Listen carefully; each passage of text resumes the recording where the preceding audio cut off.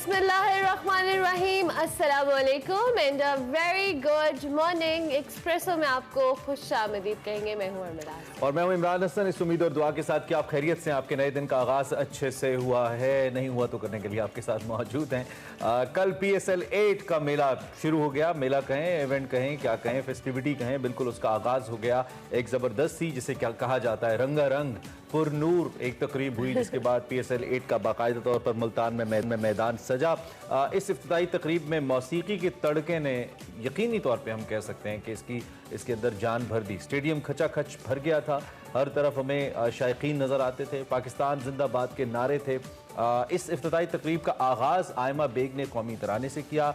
PCB management committee के chairman Najam Sethi का इस मौके पर कहना था कि PSL एक ब्रांड बन चुका है और मुल्तान के बाद अगले साल क्वेटा और पेशावर जाएंगे क्वेटा और पेशावर। साथ साथ अगर आपने आयमा बेग की मिली नगमे की बात की है, कौमी तराने की बात की है, उसके साथ साहिर अली बग्गा और आयमा बेग ने खूब जोश भी बढ़ाया और साथ साथ उन्होंने पुराने ऑफिशियल गानों का एक मिक्सचर, यानी जिसको आप कैसे मेडले कहते हैं, मेडले पेश किया। आसिम अजहर जी और फारिस शफी ने PSL 8 का सॉन्ग पेश किया। शानदार आतिशबाजी की गई, मुल्तान का स्टेडियम जगमगा उठा, आसमान पर रंग बिखर गए।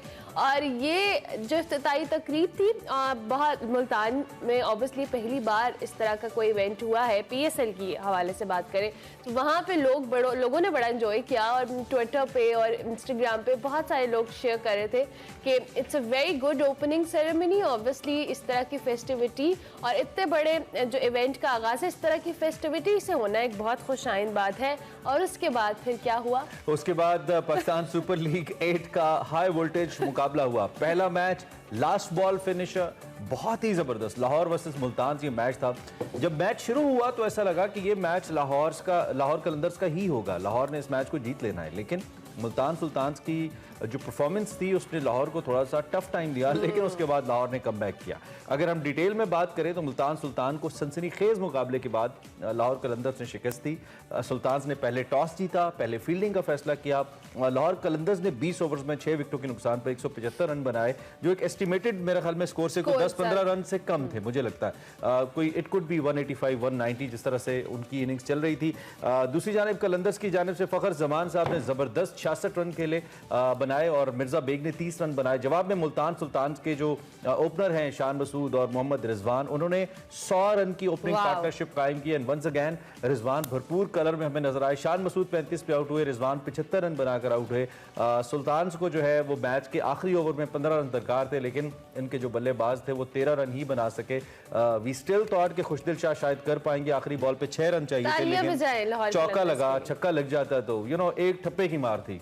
ठप्पे की बार नहीं थी भाई, रन्स थे। लाहौर कलंदर्स जीत गया at the end of the day. Quetta Gladiators के जो कप्तान है सरफराज अहमद, कोच मोइन खान, खिलाड़ियों की जो हमने आपको बताया ना, एक फिल्मी अंदाज में एंट्री हुई। हेलीकॉप्टर पर आए जी ये लोग, क्वेटा ग्लैडिएटर्स के बहुत सारे जो मेन, जिस हमने कप्तान और कोच की बात की है। और ये जो आप मनाजिर देख रहे हैं, मतलब आप सोचें कि PSL कितना बड़ा एक ब्रांड बन चुका है, जिस तरह से टीम्स या फ्रेंचाइजेस आप पैसे लगा रही हैं सबसे बढ़कर, और साथ साथ इस तरह की क्रिएटिव आइडियाज लेके आते हैं कि हेलीकॉप्टर के ऊपर एंट्री कराएं। सो इट्स समथिंग कूल, मुझे लगा अच्छा मजेदार। चल ठीक है, कुछ ना कुछ डिफरेंट जरूर होना चाहिए। कल मुल्तान और साउथ पंजाब के लोगों को भी कुछ एक अच्छी एक्टिविटी देखने को मिली। और नजम सेठी साहब का ये कहना भी खुशाइंद है कि आने वाले वक्त के अंदर हम पेशावर और क्वेटा भी जाएंगे। सो बिल्कुल हमें जाना चाहिए। इनफैक्ट फैसलाबाद में हमारे पास स्टेडियम है, शेखुपुरा में हमारे पास स्टेडियम है। स्टेडियम्स हमारे पास पूरे मुल्क में स्टेडियम्स हैं, उन सबको आबाद करना चाहिए मुझे लगता है, और उन सबको इस तरीके से इस्तेमाल करना चाहिए कि लोग। अच्छा, आप एक एंकर के तौर पे नहीं, एक आम पब्लिक के उस पर बताएं, आपको ओपनिंग सेरेमनी कैसी लगी? Opening ceremony was good. मेरे साथ एक बड़ा प्रॉब्लम हो गया, जिससे सेरेमनी शुरू हुई मेरी बिजली चली गई। And it couldn't help, like I was trying to, अब प्रॉब्लम ये था कि मैं इसको ऑनलाइन देखने की कोशिश कर रहा था, लेकिन वो नहीं मेरी कोशिश कर रहा था। तो मैंने जितनी हाइलाइट्स देखी हैं उसमें मुझे बड़ी अच्छी ग्रैंड लग रही थी। लोग कंपैरिजन कर रहे थे जी फीफा वर्ल्ड कप से, खुदा का खौफ करें, बिलियंस ऑफ डॉलर्स का बजट फीफा वर्ल्ड कप का होता है। एक चीज समहाउ अरमला आई मिस, मुझे लगता है ये मेरी जाती राय है कि थोड़ा सा कल्चर का टच, थोड़ा सा मजहब का टच नहीं ज्यादा होना चाहिए। अब जैसे आपने देखा कि फीफा के अंदर उन्होंने इस्लाम का टच बरकरार रखा और उन्होंने इस्लाम को एक मॉडर्न मजहब के तौर पे लोगों को दिखाया। That was amazing. मतलब कहीं से ये नहीं हुआ कि इस्लाम कोई तंग करने वाला या तंग कर देने वाला मजहब है। फिर दूसरी जानिब अपने कल्चर का टच जो अरबिक टच है। मुझे लगता है कि अभी इस सेरेमनी के अंदर ऑब्वियसली ये हो पाकिस्तान में रही है, इस्लामिक कंट्री है, तो मेरे ख्याल से उसको इतना ज्यादा उन्होंने उस साइट पे नहीं किया, क्योंकि फीफा का एक ऑब्वियसली एक ग्रैंड उसका है, हाँ ठीक है, तो कह सकती हैं आप। लेकिन दूसरी जानिब ये जो कल्चरल हमारी चीजें हैं ये बहुत जरूरी हैं, क्योंकि इनका इदराक हमारे यंगस्टर्स के अंदर, इनको साथ लेके चलना, this is something very important. दूसरी जानिब हमारे जो आर्टिस्ट हैं जी, क्या कमाल आर्टिस्ट हैं। आप आसिम अजहर की बात कर लें, क्या थ्रिल वो बढ़ाते हैं। इतनी छोटी सी उम्र में ये लड़का माशाल्लाह इज अ रॉक स्टार, और हर बड़े इवेंट के ऊपर ये छाए हुए हैं। हर बड़े इवेंट का जो टाइटल सॉन्ग है उसको लेकर ये छाए हुए हैं। और उसके साथ साथ आप साहिर अली वगा, शेगिल, यस, अनदर वेरी जबरदस्त kind of entry in our music scene. तो बहुत ही जबरदस्त ओवरऑल था। मैं यहाँ पे ये भी ट्रिब्यूट देना चाहूंगा जितने भी शायकीन वहाँ पे आए, जितना भी क्राउड आया। वैसे ही आपको पता है जो हमारे मुल्तानी सराइकी पंजाबी भाई जो वहाँ पे रहते हैं, ये वैसे ही बहुत बड़े क्रिकेटिंग लवर्स हैं, और मुल्तान से तो बड़े बड़े सबूत दिया है, लाइक इंजमामुल हक जैसे, इमामुल हक जैसे। इमामुल हक को मैं बड़ा क्रिकेटर नहीं कह रहा, इंजमामुल हक को मैं कह रहा हूँ, बड़े बड़े के। और फिर तकरीबन वकार यूनुस साहब वगैरह की भी बेल्ट वही बनती है, और बड़े जबरदस्त। लेकिन जी मुल्तानियों ने कल हक अदा किया कि अगर हमने पीसीबी ने मुल्तान के अंदर डिसीजन लिया था ओपनिंग सेरेमनी का, तो बिल्कुल it was a right decision, क्योंकि जिस तरह से स्टेडियम वहां पर भरा हुआ था, लोगों का जोशो खरोश था, और जिस तरह से लोगों ने वेलकम किया है पीएसएल को मुल्तान के अंदर, दैट वाज आउटस्टैंडिंग। और हैट्स ऑफ गाइस, अब आपने इसी तरह से दीगर जो मैचेस हैं उसमें भी स्टेडियम को भरना है और बताना है कि आप लोग की पीएसएल मुल्तान में आने पे कितने एक्साइटेड थे। बाकी शहरों में तो ऑब्वियसली हम कोशिश करेंगे। वैसे पिछली बार कराची में डिसअपॉइंट, कराची ने डिसअपॉइंट किया था इंग्लैंड के खिलाफ जो मैच हुआ था। खैर जी, अल्लाह करे अच्छा टूर्नामेंट हो। पहला मैच बहुत जबरदस्त था, और मैं दोनों टीम्स को बहुत खिराजे तहसीन पेश करना चाहता हूं। मुझे लगता है कि हमें बहुत थ्रिलिंग क्रिकेट देखने को मिलेगी। नॉट लाइक अ पैसों वाली क्रिकेट जैसे आईपीएल में होती है कि जी पैसे ले लिए खेल रहे हैं।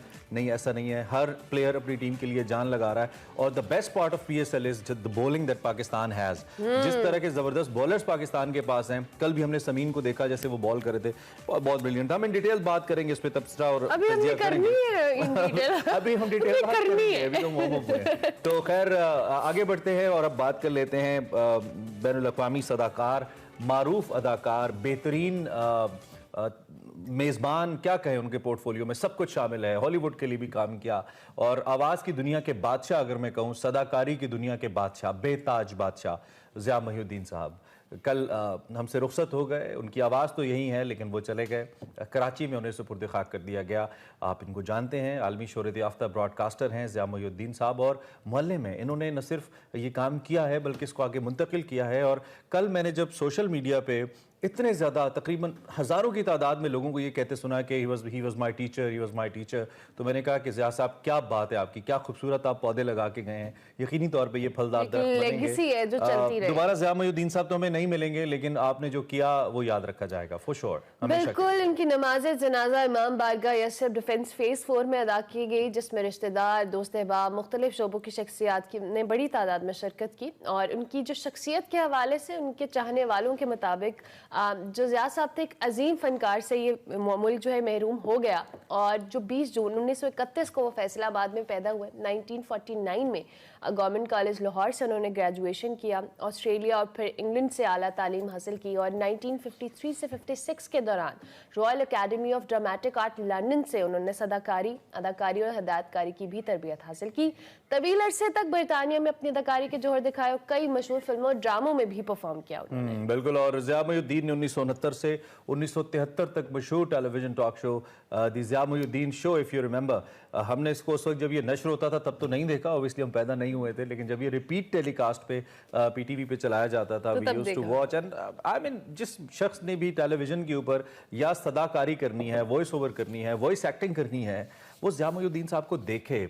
एक ऐसे इंस्टीट्यूट की सूरत में है कि आपको शायद किसी बहुत बड़े कॉलेज या यूनिवर्सिटी में जाकर वो इल्म ना मिले जो ज़िया आपको यहाँ से मिलेगी। इनका नाम भी ज़िया था, और वो ज़िया आपको यहाँ से मिलेगी। पाकिस्तान टेलीविज़न से पायल, चाचा छक्कन और ज़िया के साथ, और जो हो जाने वो जीते, इस तरह के प्रोग्राम्स, जो जाने वो जीते टाइप के इन्होंने किए 1973 से लेकर उस तक। और फिर उसके बाद 1977 की हम बात करें, PIA आर्ट्स एकेडमी के डायरेक्टर की जिम्मेदारी भी भी सर अंजाम दी 4 साल के लिए।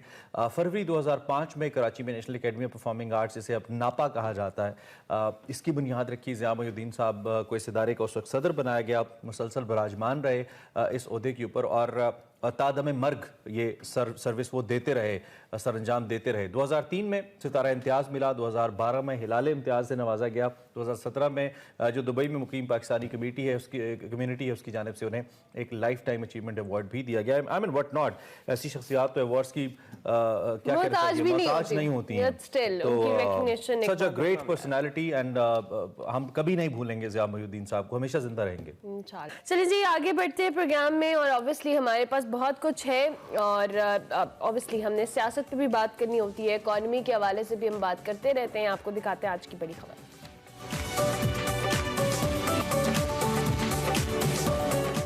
अच्छा जी, वेलकम बैक। हम बात कर लेते हैं कुछ आय में फ़वाइदे की बहाली के हवाले से, जिसके लिए एक के बाद एक शर्त पूरी हो रही है। बिजली महंगी करने के बाद गैस भी 126%, यू हर्ड इट राइट, 126% महंगी करने की तैयारी शुरू हो गई है और 170 से 200 अरब से ज़्यादा के जो टैक्सेस हैं इस पर मुश्तमिल मिनी बजट की भी आमद है। महंगाई से अवाम परेशान हैं, हम लोग मुसलसल इसका शिकार हैं और ऐसी सूरत हाल में PDM हुकूमत ज़िमनी इलेक्शन और सूबाई इलेक्शन में जाने से कतरा भी रही है। कौमी असम्बली के 66 हल्कों में ज़िमनी इलेक्शन 16 और 19 मार्च को होने जा रहे हैं, जबकि PDM जमातों का इस वक्त मौक़िफ़ ये है कि मिनी बजट से महंगाई में मज़ीद इजाफा होगा। ज़िमनी इलेक्शन में इससे शदीद रद्द-ए-अमल आ सकता है, अवाम रिएक्ट करेंगे, इसलिए ज़िमनी इलेक्शन अभी नहीं लड़ना चाहिए। पीपल्स पार्टी जो है वो उसका एक तजर्बा अच्छा नहीं रहा था, वी रिमेंबर इससे पहले इलेक्शन बायकॉट करने का, सो नाउ दे वांट कि वो इलेक्शन कंटेस्ट करें। बिल्कुल, लाहौर के मुख्तलिफ हल्कों से पीपल्स पार्टी के उम्मीदवारों ने कागजात नामजदगी जमा करा दिए हैं और इंतखाबी मुहिम भी शुरू कर दी है। इसके साथ साथ ही 14 जनवरी को पंजाब असम्बली तहलील हुई, 18 जनवरी को खैबर पख्तूनख्वा असम्बली तोड़ी गई। असम्बलियाँ टूटने के 90 दिन में इलेक्शन होने हैं। आज पंजाब असम्बली को तकरीबन 1 माह, जबकि KP असम्बली को बात करें तो 26 दिन हो गए हैं, मगर अभी तक इलेक्शन की तारीख सामने नहीं आई और ना ही कोई तारीख देने के लिए तैयार है। तमाम वफाकी और सूबाई इंतजामिया समेत तमाम मुतल्लिका इदारे इलेक्शन कमीशन के साथ ताउन से मुआज़रत कर चुके हैं, मगर तहरीक इंसाफ हर हाल में इलेक्शन चाहती है। वो इस मामले पर अदालतों से भी रुजू कर चुकी है। लाहौर हाई कोर्ट ने 10 फरवरी को अपने फैसले में इलेक्शन कमीशन को हुक्म दिया था कि हर हाल में 90 दिन के अंदर इलेक्शन कराए जाए। गवर्नर पंजाब से मुशावरत के फौरी तौर पर इलेक्शन की तारीख दी जाए और आज गवर्नर पंजाब ने लाहौर में दोपहर 12 बजे अहम इजलास तलब किया है। अहम मशावरती इजलास में सेक्रेटरी इलेक्शन कमीशन की सरबराही में वफ्द गवर्नर पंजाब से जो इलेक्शन की तारीख है इस पर मुशावरत भी करेगा। वफ्द में स्पेशल सेक्रेटरी हैं, DG लॉ भी शामिल होंगे, जबकि chief secretary Punjab, IG Punjab भी शिरकत करेंगे। सो हम ये उम्मीद रख सकते हैं कि जी कि आज पंजाब में इलेक्शन की तारीख से मुतालिक अहम फैसला आने का इम्कान है। तो दूसरी जानिब निगरान वज़ीर आला पंजाब मोहसिन नकवी साहब कहते हैं कि इलेक्शन कमीशन जब इंतखाबात के लिए कहेगा हम इलेक्शन कराएंगे। इलेक्शन चाहे 10 दिन बाद कहे या महीने बाद कहे, हुकूमत इलेक्शन कराएगी। चलें, वैसे ये अच्छा है, लेकिन मैं I would like to still stick on that gas वाला जो मसला है, जो गैस की प्राइसेस हुकूमत ने बढ़ाई हैं। वी नो कि हुकूमत की मजबूरी है, वी नो कि हमारे पास इतने रिसोर्सेज नहीं हैं कि हम अपने कर्जों से, अपने लाइन लॉसेस से, अपने सर्कुलर डेट से निमट सके। जो सर ये वाकई बहुत बड़े बड़े देव हैं इस वक्त जो हमारे ऊपर खड़े हैं, और ये एक पाकिस्तान बीच में एक ऐसा नौ मौलूद बच्चा है जो कि उनको देख के घबरा रहा है, लेकिन उसके पास कोई हल नहीं है। आई मीन ये सारी चीज़ें जिसकी जानिब हम जा रहे हैं, और ऑब्वियसली इस मैच पे हम सब मिल के इसको लाए हैं। ये सभी पॉलिटिकल पार्टीज जो एक दूसरे पे मिट्टी छाई जिसे पंजाबी में कहते हैं डाल रहे हैं, ये मिल के लाए हैं इसको। अगर पिछली हुकूमतों ने 30-40 साल में $26,000 कर्जा लिया, 26,000 अरब कर्जा लिया, तो इमरान खान साहब की हुकूमत ने हिस्टोरिक हाई पिछले 3 साल में कर्जा लिया, तो कोई इससे मुबर्रा नहीं है। हम किसी को ये नहीं कह सकते कि वो बहुत ही अच्छा था और वो बहुत ही बुरा था। आई मीन सब ने हिस्सा बकदरे जुस्सा जिसे कहते हैं ना, वो अपना हिस्सा मिलाया और सूरत हाल यहाँ तक पहुँच गई। दूसरी जाने फिर अवाम ने कसर नहीं छोड़ी माशाल्लाह आबादी बढ़ाने में। We are more than 22 million people, 22 crore से ज़्यादा लोग हैं, हम 23 करोड़ लोग हैं। कितने वसाइल उसके लिए काफ़ी होंगे। हमने ज़राअत के अंदर कोई रिसर्च वर्क नहीं किया कि हमारी जो एग्रो बेस्ड इंडस्ट्री है वो ग्रो करती, इंडस्ट्रीज़ नहीं बढ़ाई, कैपेसिटी बिल्डिंग नहीं की अपनी प्रोडक्ट की कि वो कल वियतनाम की या बांग्लादेश की या इंडिया की प्रोडक्ट के साथ कम्पीट कर पाती। हमारे पास कोई पैकेजिंग का निज़ाम मौजूद नहीं है, नहीं कर पाए हम। पिछले 3-4 साल से हमने CPEC को बिल्कुल रोक के रख दिया, जो कि पाकिस्तान के लिए एक क्या कहना चाहिए बैकबोन साबित हो सकता था। तो हमने कोई कसर नहीं छोड़ी है मिलजुल के मुल्क को इस हालत में लाने के लिए। और अब अगर कोई इदारा किसी को जवाबदेह ठहराए या कोई सियासतदान किसी दूसरे को जवाबदेह ठहराए तो मेरे ख्याल में ये बस अपने उससे ना गोंगलुओं से मिट्टी झाड़ने वाली बात है। अदरवाइज माशाल्लाह सबने रोल पूरा अदा किया और पाकिस्तान सबका ममनून है बिल्कुल। और हम सब ने सियासी, चाहे अवाम है, चाहे ये सियासी जमातें हैं, चाहे ये लीडरान हैं जिनको अभी तक हुकूमतें करते आए हैं, सब रिस्पॉन्सिबल हैं कहीं ना कहीं। लेकिन अभी जो हम खबर पढ़ रहे थे और इदारे भी, सिर्फ सियासतदान नहीं, इदारे भी। चलिए, हमने इसमें जो भी बात की थी कि हुकूमत इस हवाले से परेशान है कि जी महंगाई का तूफान तो आ रहा है, इस वजह से अगर हमने इलेक्शन कराया तो इलेक्शन में मुश्किलात पेश आ सकती हैं। तो इसमें भी आपका कहीं ना कहीं पर्सनल मफाद ही है, क्योंकि अगर इलेक्शन नहीं होंगे तो 90 दिन बाद जो भी मामलात हैं आपके सामने हैं, हुकूमतें अगर असेंबलियां तहलील हुई हैं तो इलेक्शन कमीशन की जिम्मेदारी है कि वो कराए इलेक्शन, और अगर नहीं होंगे तो फिर ये मामले उसी तरह से खराबी की तरफ जाएंगे। दूसरी जानिब बात यहाँ पे ये भी है ना कि क्या इलेक्शन से मामलात, फाइनेंशियल मामलात हल हो जाएंगे? हल तो नहीं होंगे। क्या जो नए आने वाले हैं उनके पास कोई मुआशी रोड मैप है? क्या उन्होंने लोगों के सामने रखा है कोई मुआशी, कोई इकोनॉमिक रोड मैप कि जी हम आएंगे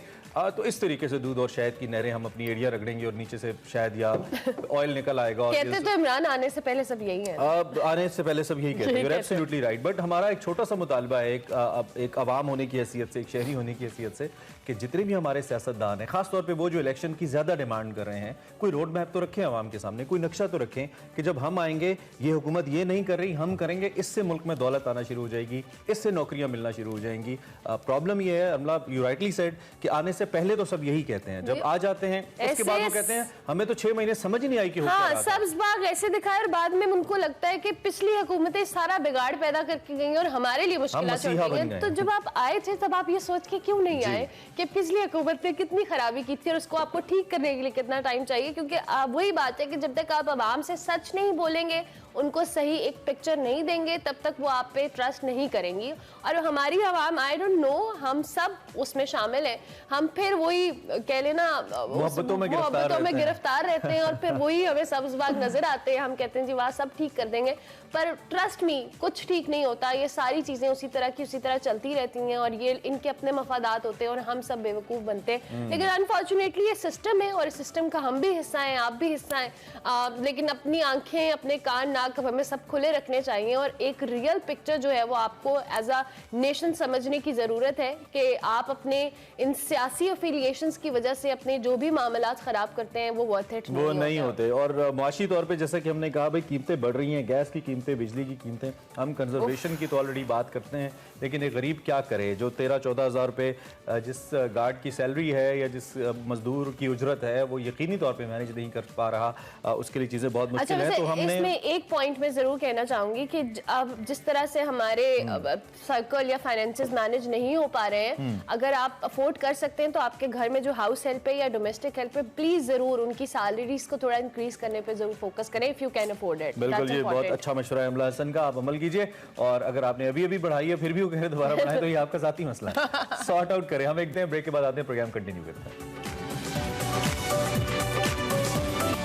वेलकम बैक टू एक्सप्रेस। और अब बाकायदा तौर पे हमने कहा, हमने आपको खबर तो दे दी कि पीएसएल में कल क्या हुआ, आज जरा तबसरा भी तो कर ले। कल के मैच में हमने तबसरा ही किया लेकिन हमारा तबसरा इतना वैल्यू नहीं रखता, मुझे लगता है जो स्पोर्ट्स एनालिस्ट है उनका तबसरा जरा, भाई हम भी अच्छा करते हैं, हमारे तबसरे को भी हमने ऐसे बस सुबह हमें मानते नहीं। आप देखें, हम भी जो प्रेडिक्शन करते हैं वो ठीक होती है। खैर चलें आगे चलते हैं और बात कर लेते हैं हम पीएसएल के पहले मैच की। Once again repeating the result, कल बहुत जबरदस्त मैच हुआ, आखिरी बॉल पे फिनिश हुआ। कौन जीता? थ्रिलिंग मुकाबले के बाद लाहौर कलंदर ने मुल्तान सुल्तान्स को हराया और लाहौर कलंदर्स ऑफ कोर्स इस टूर्नामेंट की सबसे फेवरेट टीम है भी। और कल उनके जो डेथ ओवर्स के अंदर साबित किया हारिस रऊफ साहब ने और शाहीन ने कि भाई इतना आसान नहीं है हमें इस तरीके से 25-30 रन मार देना एंड पे 12-13 गेंदों पे। खैर हमारे साथ मोहम्मद उवैस मौजूद हैं, उनसे हम बात हैं, स्पोर्ट्स एनालिस्ट है, खुद खेलते भी हैं, कोच भी हैं, उनसे हम पूछते हैं कि वो कल के मैच को कैसे देखते हैं। थ्रिलिंग स्टार्ट उवैस, as we always expect from PSL. और आई थिंक मुझे याद नहीं है कि इससे पहले कोई डिफेंडिंग चैंपियन पहला मैच जीता हो, may be I am wrong, मुझे करेक्ट कीजिएगा। क्या कल ये पहली दफा हुआ पीएसएल में? देखिए ये पहली दफा तो नहीं हुआ, लेकिन एक चीज अच्छी थी कि कल अगर हम बात करें लाहौर कलंदर की स्पेसिफिकली, हम हमेशा बात करते हैं कि पाकिस्तान टीम जो उनसी है वो हार्ट अटैक देने में जानी जाती है, लेकिन कल आपको नजर आया कि पीएसएल भी जानी जाती है, क्योंकि जिस तरीके से ऐसा मैं कहता हूँ कि मैच की ओपनिंग और स्पेसिफिकली ओपनिंग सेरेमनी बड़ी जबरदस्त थी, फिर उसके बाद आपको पता है न्यू टेक्नोलॉजी भी इस बार पाकिस्तान सुपर लीग में लाई गई है, फिर इतना थ्रिलिंग मैच हो जहां तक आखिरी बॉल तक जो वो मैच जाए। मुल्तान सुल्तान का स्पेसिफिकली बात करूं तो कहीं ना कहीं मुझे ना टिम डेविड की कमी महसूस होती है। आपको पता है वो इस वक्त जितनी लंबी क्रिकेट खेल रहे थे, तो मैं कल भी कंपेयर कर रहा था, देखें हमारे जो प्लेयर्स हैं और एज कम्पेयर टू जो डिफरेंट कंट्रीज के प्लेयर्स हैं, देखें वो कितना डिफरेंस है अपना फिटनेस के लेवल का। कि टिम डेविड के जो डॉक्टर्स हैं उन लोगों ने उनको सजेस्ट किया कि आप जितनी एक्सेसिव क्रिकेट खेल रहे हैं 7-8 दिन आप आराम कर लें, उसके बाद आप मुल्तान सुल्तान को ज्वाइन करें। तो मुल्तान सुल्तान को उनकी कमी महसूस हुई है मिडल ऑर्डर के अंदर, लेकिन जिस तरीके का एक स्क्वाड आपको नजर आ रहा है लाहौर कलंदर का, स्पेसिफिकली फखर जमान आपको पता है बैक इन द फॉर्म, जिस तरीके से कल उन्होंने स्टार्ट किया। फिर मिर्जा बे की बात करूं, मुझे एक चीज हमेशा इस लीग टीम की अच्छी लगी है लाहौर की, कि लाहौर जो उनसे अपने रॉ टैलेंट पे बहुत ज्यादा काम करता है। ना ये लड़का अंडर 19 खेला है, ना लड़का ये अंडर 17 पाकिस्तान खेला हुआ है, ना फर्स्ट क्लास खेला हुआ है। ये एक रॉ टैलेंट था, लाहौर से अपना नमीबिया के लिए सिलेक्ट हुआ था, जो अभी ये रिसेंटली एक सीरीज खेली गई थी वहां पर, आई गेस 3 नेशन सीरीज थी वो, वहां पर इस लड़के ने परफॉर्म किया। और आज आपके सामने कि जिस तरीके से कल वो कॉन्फिडेंस से ग्राउंड में उतरा, पता लग रहा था कि एक टिपिकल प्रॉपर ओपनिंग बैट्समैन जो कि आपको चाहिए होता है, एग्रेसिव बैट्समैन, वो इन मेकिंग है पाकिस्तान। स्लो एंड स्टडी मैं कहता हूं, नॉट बहुत जल्दी। लेकिन फखर जमान अवैस थोड़े रिलक्टेंट नहीं लग रहे थे उनके साथ जब वो ओपनिंग के लिए आए थे, तो मेरे ख्याल से वो एक सीनियर होने वाला प्रेशर था उनपे। देखिए ऑब्वियसली, क्योंकि आपको पता है फखर जमान के ऊपर हमेशा प्रेशर लाइक तलवार भी लटकती है उन पे, कि कंसिस्टेंसी नहीं होती, लेकिन जब वो स्कोर करते हैं आपको पता है वो एग्रेसिव स्टार्ट करते हैं। लेकिन कल कहीं ना कहीं थोड़ी सी मैं कहता हूँ कि लक भी उनके साथ बहुत ज्यादा था। आपको पता है टॉप एज भी होए, back of the wicket keeper भी बहुत से अपना चौके भी गए, छक्के यहाँ तक गए। हम फखर का पहला 100 और उनका नो बॉल पे आउट होना कैसे भूल सकते हैं। वो चीज जो सी है, क्योंकि मुझे याद है जब इंडिया के साथ वो अनफॉर्चुनेटली नो बॉल वाला इशू हुआ था, तो उनके बिल बोर्ड्स पे भी लिखा हुआ था कि क्रॉस लाइन ना करना इस चीज पे। लेकिन ये कि कल लाहौर कलंदर, और क्योंकि टूर्नामेंट अभी बहुत लंबा बाकी है, मुल्तान सुल्तान बड़ा तगड़ा खेल है इसमें, लेकिन देखने वाली बात है कि मैं हमेशा ये बात करता हूँ कि जो टीम अपने स्क्वाड को कंसिस्टेंट रखेगी लास्ट मैच तक, कि उनका स्क्वाड ना बीच में टूटे, क्योंकि ये बड़ा एक इशू होता है। आपको पता है नेशनल ड्यूटीज आ जाती हैं, बाकी मामला होते हैं, जो स्क्वाड टूट जाता है, डिस्टर्ब होता है स्क्वाड, वो बहुत ज्यादा हर्ट करता है। ज्यादा वैस ये किस टीम के लिए? वंस अगेन पिछली हमने कहा क्वेटा ग्लैडिएटर्स ने बड़ा सफर किया था, और फिर कोविड के बीच में भी उन्होंने बहुत सफर किया था। वी रिमेंबर कि बिल्कुल एंड पे आके उनकी टीम सिर्फ लोकल प्लेयर्स के ऊपर रह गई थी। तो अभी किस टीम को सबसे ज्यादा खतरा है प्लेयर्स की जो मसरूफियात हैं उसको लेकर और स्क्वाड इंटैक्ट रखने के हवाले से? किसके लिए ज्यादा चैलेंज है? इमरान भी इस दफा एक अच्छा काम किया पाकिस्तान सुपर लीग जो 8th एडिशन है टीम्स ने, क्योंकि उन लोगों ने पहले ही क्लियर कर दिया था अपने प्लेयर्स के साथ कि यार आप देखें कितने टाइम के लिए आप अवेलेबल हैं, कितने टाइम के लिए आप नहीं अवेलेबल। आपको पता है एक मिनी ड्राफ्ट भी इस वक्त हुआ था प्लेयर्स को अपना लेके कि ये प्लेयर जो उनसे इतने टाइम के लिए अवेलेबल नहीं है, तो इस दफा वो डिफरेंट आपको सिनेरियो नजर आएगा कि टीम्स जो सी वो जेलअप होके जाएंगी यहाँ पर।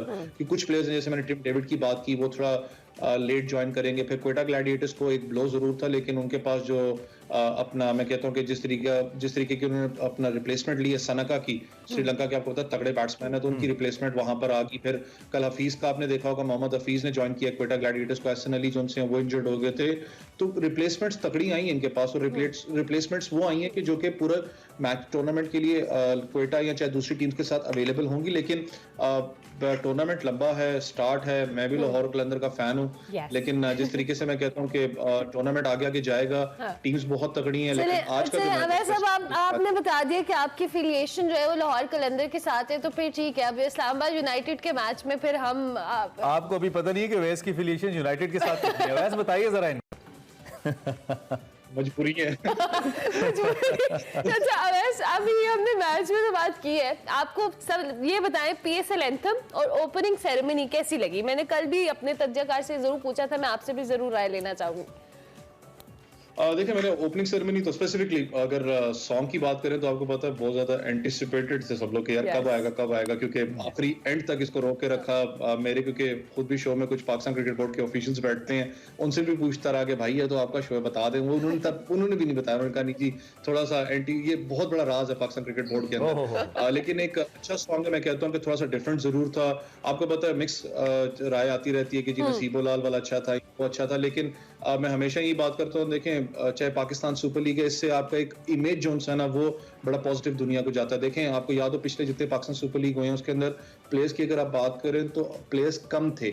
इस दफा आप देखें तो पूल आपका बढ़ चुका है, 400 प्लस प्लेयर्स ने इस दफा विलिंग किया था ड्राफ्ट के अंदर, उन्होंने हिस्सा लिया। ऑब्वियसली जितनी टीम है उतनी लड़के खेल सकते हैं, 35 से 36 लड़के इस वक्त ओवरसीज के खेल रहे हैं। फिर एग्जीबिशन मैच को ऑर्गेनाइज करना क्वेटा जैसे इलाके के अंदर एक पॉजिटिव इमेज आपको पता पूरी दुनिया के अंदर जाता है, तो ये बड़ा एक अच्छी चीज मुझे इस दफा पीएसएल की लगी है। बाकी एक हाई स्कोरिंग मैच था, लेकिन हम शुरू में मुझे लगा कि शायद at least Qalandars would be touching 190, ऐसा लग रहा था वैसे, और फिर उसके बाद वो 175 पे रुके, जो कि एक बुरा टोटल नहीं था उनकी बॉलिंग को देखते हुए, एक अच्छा टोटल था। लेकिन इन दी एंड फिर भी सिर्फ 1 रन से जीती लाहौर कलंदर। तो इस टूर्नामेंट की हॉट फेवरेट टीम, जिसे आप समेत बहुत सारे लोग इसलिए सपोर्ट करें कि जी उसका बॉलिंग अटैक बड़ा तगड़ा है और पेपर बड़ी कमाल टीम है, डोंट यू थिंक कि उनको बड़ा कॉन्फिडेंटली आना चाहिए था? क्योंकि मुल्तान की टीम 2 की अच्छी जरूर है, लेकिन बहुत एक्स्ट्रा ऑर्डिनरी नहीं है। आई मीन धानी उनका मेन स्ट्रीम बॉलर है जो कि अटैक कर रहा है, और बैटिंग में भी आप देख सकते हैं कि ठीक है रिजवान है, लेकिन रिजवान के ऊपर तो पूरी टीम डिपेंड नहीं कर सकती। तो डोंट यू थिंक कि कल जो परफॉर्मेंस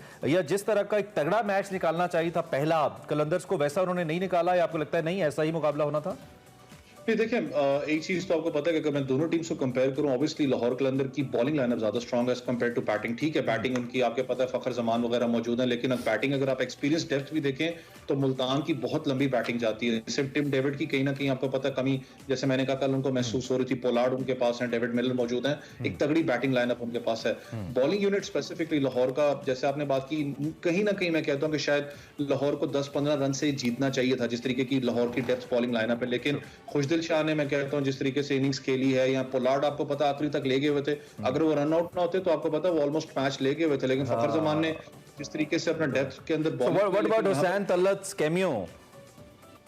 हुसैन तलत की बात कर ले, आपको पता है हुसैन भाई पहले आपको याद है इस्लामाबाद यूनाइटेड में भी रहे हैं, पेशावर ज़ल्मी में भी रहे हैं, बहुत खुश है लाहौर के जाके, बड़ा एक अच्छा यहां पर अपना जिस तरीके से परफॉर्म किया। हां, he is very happy to be a part of Lahore because he is a Lahoria himself, so he said कि मैं बहुत खुश हूं। अच्छा अवैस आप, हां जी बोलिएगा अवैस। इसमें बस एक बात है मुझे, क्योंकि अगर पाकिस्तान सुपर लीग की फिर मैं इसको क्योंकि बार-बार हाईलाइट करता हूं, कल शाहीन शाह अफरीदी आपको पता है कि हर जगह जिस तरीके से उनका रिदम था ना कल, बहुत जबरदस्त एक चीज कि यार बैक इन द फॉर्म वो नजर आ रहे हैं। क्योंकि ऐसा फास्ट बॉलिंग कोच मैं उनको देख रहा था, जिस तरीके से वो रिदम था, फिर फिनिश करना, फॉलो ऑन करना, सब कुछ है यहाँ पर। लेकिन स्टिल मैं फिर कहता हूँ कि जितना बड़ा ये टूर्नामेंट है, जितना लंबा स्पेल है, देखें टिम डेविड की मैंने आपको एग्जांपल दी है, लाहौर कलंदर मैनेजमेंट आकिब भाई को स्पेसिफिकली, हारिस रऊफ, चाहे वो नसीम शाह क्वेटा का, चाहे शाहीन शाह अफरीदी जो सर्कल में पाकिस्तान के, इनको बहुत तरीके से वर्कलोड मैनेजमेंट, बहुत इंपॉर्टेंट बात कर रहे हैं आप। You're right. अच्छा अवैस, आज कराची और ज़ल्मी का मैच है, आपकी इस दोनों टीम्स के हवाले से एक्सपेक्टेशन क्या है? क्या कल जितना एक्साइटिंग पहला मैच था मुल्तान और लाहौर का, उतना ही होने वाला है? और फेवरेट टीम बता दें। और ज़ल्मी द क्राउड पुलर कहे ना, Zalmi is the real crowd puller I believe. देखिए ज़ल्मी तो क्राउड पुलर है, लेकिन इसमें इमरान भाई और आप दोनों इस चीज से एग्री करेंगे। अगर मैं कल के मैच की बात करूं, अपनी जगह है एफिलिएशन या जो भी मामला होते हैं, लेकिन अगर मैं आज के मैच की बात करूं, ये ज्यादा आपको पता है हीटेड मैच है। क्योंकि आमिर का जो इशू आमिर भाई का चल रहा है, फिर स्टेटमेंट्स आनी, बाबर आजम, आमिर वर्सेस बाबर, ये सबसे बड़ा एक तगड़ा मैं कहता हूं कि इस वक्त स्पेल होने वाला है इस मैच का। क्योंकि जिस तरीके का हमेशा एक बात करते हैं, क्योंकि बाबर आजम की कि वो 1 इंच पहले बॉल की मूवमेंट जज कर लेते हैं, बहुत कम बैट्समैन में होता है। जिनसे भी मैंने आज तक बात की, जो अंडर 19 के मैनेजर्स रहे हैं, वो यही बात करते थे कि अंडर 19 में भी इसकी स्पेशलिटी है कि 1 इंच पहले ये जज कर लेता है कि बॉल किस तरफ मूव कर रही है। तो बहुत कम बैट्समैन में होता है। लेकिन आमिर एक ऐसे बॉलर हैं, क्योंकि मैं उनके साथ फ्रेंचाइज में रहता भी हूं, मैं उनके साथ काम भी किया है, जो भी मामलात रहे, आमिर भाई के बॉलर ऑब्वियसली वो बड़े हैं, लेकिन एक चैलेंजिंग फैक्ट यहाँ पर जरूर होगा कि वो किस तरीके से माइंडसेट रीड करते हैं बाबर आजम का। क्योंकि आपको पता स्टेटमेंट्स भी आ रही हैं। फिर पेशावर ज़ल्मी एक ऐसी, क्योंकि एक्स कैप्टन भी थे बाबर आजम कराची के, उसके अंदर तनकीद भी हुई, बाकी मामलात भी हुए। आज वो पेशावर ज़ल्मी में रन अपना, पेशावर ज़ल्मी का वो हिस्सा है, लेकिन बाबर पे भी इसलिए प्रेशर होगा क्योंकि आपको पता है कि कैप्टनसी को कहीं ना कहीं लेके हमेशा वो बात हो रही है कि जी शिकार रहते हैं। लेकिन एक बात ये है वैसे इन दी एंड के बैट और बॉल का जबरदस्त कंपटीशन है, जबरदस्त कॉन्टेस्ट है जो हमें देखने को मिलेगा। और हर जो वर्ल्ड क्लास बॉलर है हमारा, चाहे जो भी हो, आमिर भी हमारे वर्ल्ड क्लास बॉलर हैं, दो कि उनके रवैये के बहुत सारे मसाइल हैं जिसका वो फिर उनको फ्रूट भी मिलता है, लेकिन बॉलर तो वो बहुत कमाल रहे हैं पाकिस्तान को, उन्होंने बड़े जबरदस्त मैचेस जितवाए हैं। सबका टारगेट इस वक्त एक ही है, that is the king Babar Azam, and everybody is focusing, चाहे वो शाहीन शाह अफरीदी हैं, चाहे वो हारिस हैं, चाहे वो कोई भी बॉलर हैं सिवाय उनकी अपनी टीम के, वो हमारे आई थिंक मिनिस्टर साहब ही हैं, तो अदरवाइज जो है ना वो सबका जो फोकस है, जो टारगेट है, वो बाबर आजम ही हैं। तो बाल चलें, thank you very much Awais, बहुत शुक्रिया आपने हमें ज्वाइन तज्जिया हमारे सामने रखा, हम PSL 8 को डिस्कस करें। Thanks God this event is here.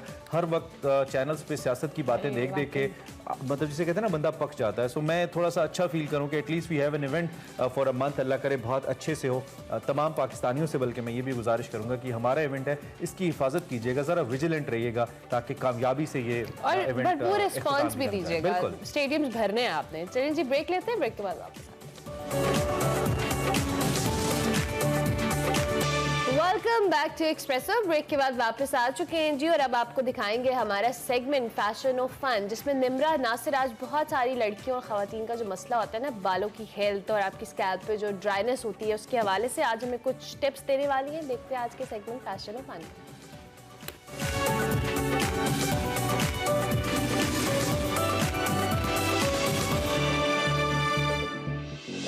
अस्सलाम वालेकुम नाज़रीन, मैं हूं निम्रा नाज़िर और आज मैं आपको बताऊंगी किस तरह सर्दियों में आपके जो स्कैल्प ड्राई हो जाता है, बाल ड्राई हो जाते हैं, फ्रिजी हो जाते हैं, स्कैल्प इची हो जाता है, इस सब का सोल्यूशन।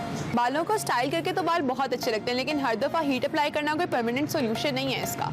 आज मैं मौजूद हूँ रिवाइव सैलून और देखते हैं इनके पास हमारे बालों के लिए क्या सोल्यूशन है। Let's go.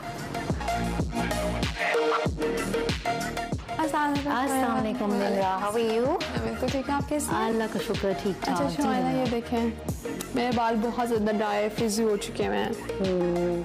सर्दियों की वजह से तो वैसे भी एक तो ड्राई डैमेज का होता है, डिहाइड्रेटेड भी होते हैं बाल। उसके बाद एक और चीज़ होती है कि क्लाइंट्स बहुत ज़्यादा बालों को ख्याल नहीं रखते। मैं बहुत हीट अप्लाई करती हूँ हर दिन एक नया हेयर स्टाइल, फिर मतलब देखने में तो बहुत अच्छे लगते हैं, लेकिन ये हाल हो गया है नाज़रीन, ये हाल हो चुका है। जी आइए बैठिए, सबसे पहले हम आपकी कंसल्टेशन करेंगे। जी प्लीज़। अभी हम इनके प्रोटीन ट्रीटमेंट करेंगे जो विद आर्गन ऑयल, जो कि right now I am using this argan oil with protein treatment, जो कि शैम्पू के अंदर कुछ प्रोटीन ट्रीटमेंट्स हैं, विटामिन ई भी होगा जो हम इनका प्रोसीजर करेंगे ताकि इनकी स्कैल्प भी जो थोड़ी सी आई कैन सी कि थोड़ी सी ड्राई है ड्यू टू वेदर, सर्दी की वजह से वो भी, और हम इनके बालों का जो यू कैन सी ये थोड़े से डिहाइड्रेटेड हैं ताकि शाइनी हो जाएं, हाइड्रेट हो जाएं। So let's see. अच्छा, तो स्टार्ट करने से पहले मुझे बताएं कि कितने स्टेप्स में होता है ट्रीटमेंट? अच्छा, ये टोटल हम 3 स्टेप्स करेंगे। पहले हम आर्गन ऑयल लगा रहे हैं जो मैंने बताया था, ताकि स्कैल्प का अच्छा सा आपका स्कैल्प डिहाइड्रेटेड है तो वो हाइड्रेट हो जाए।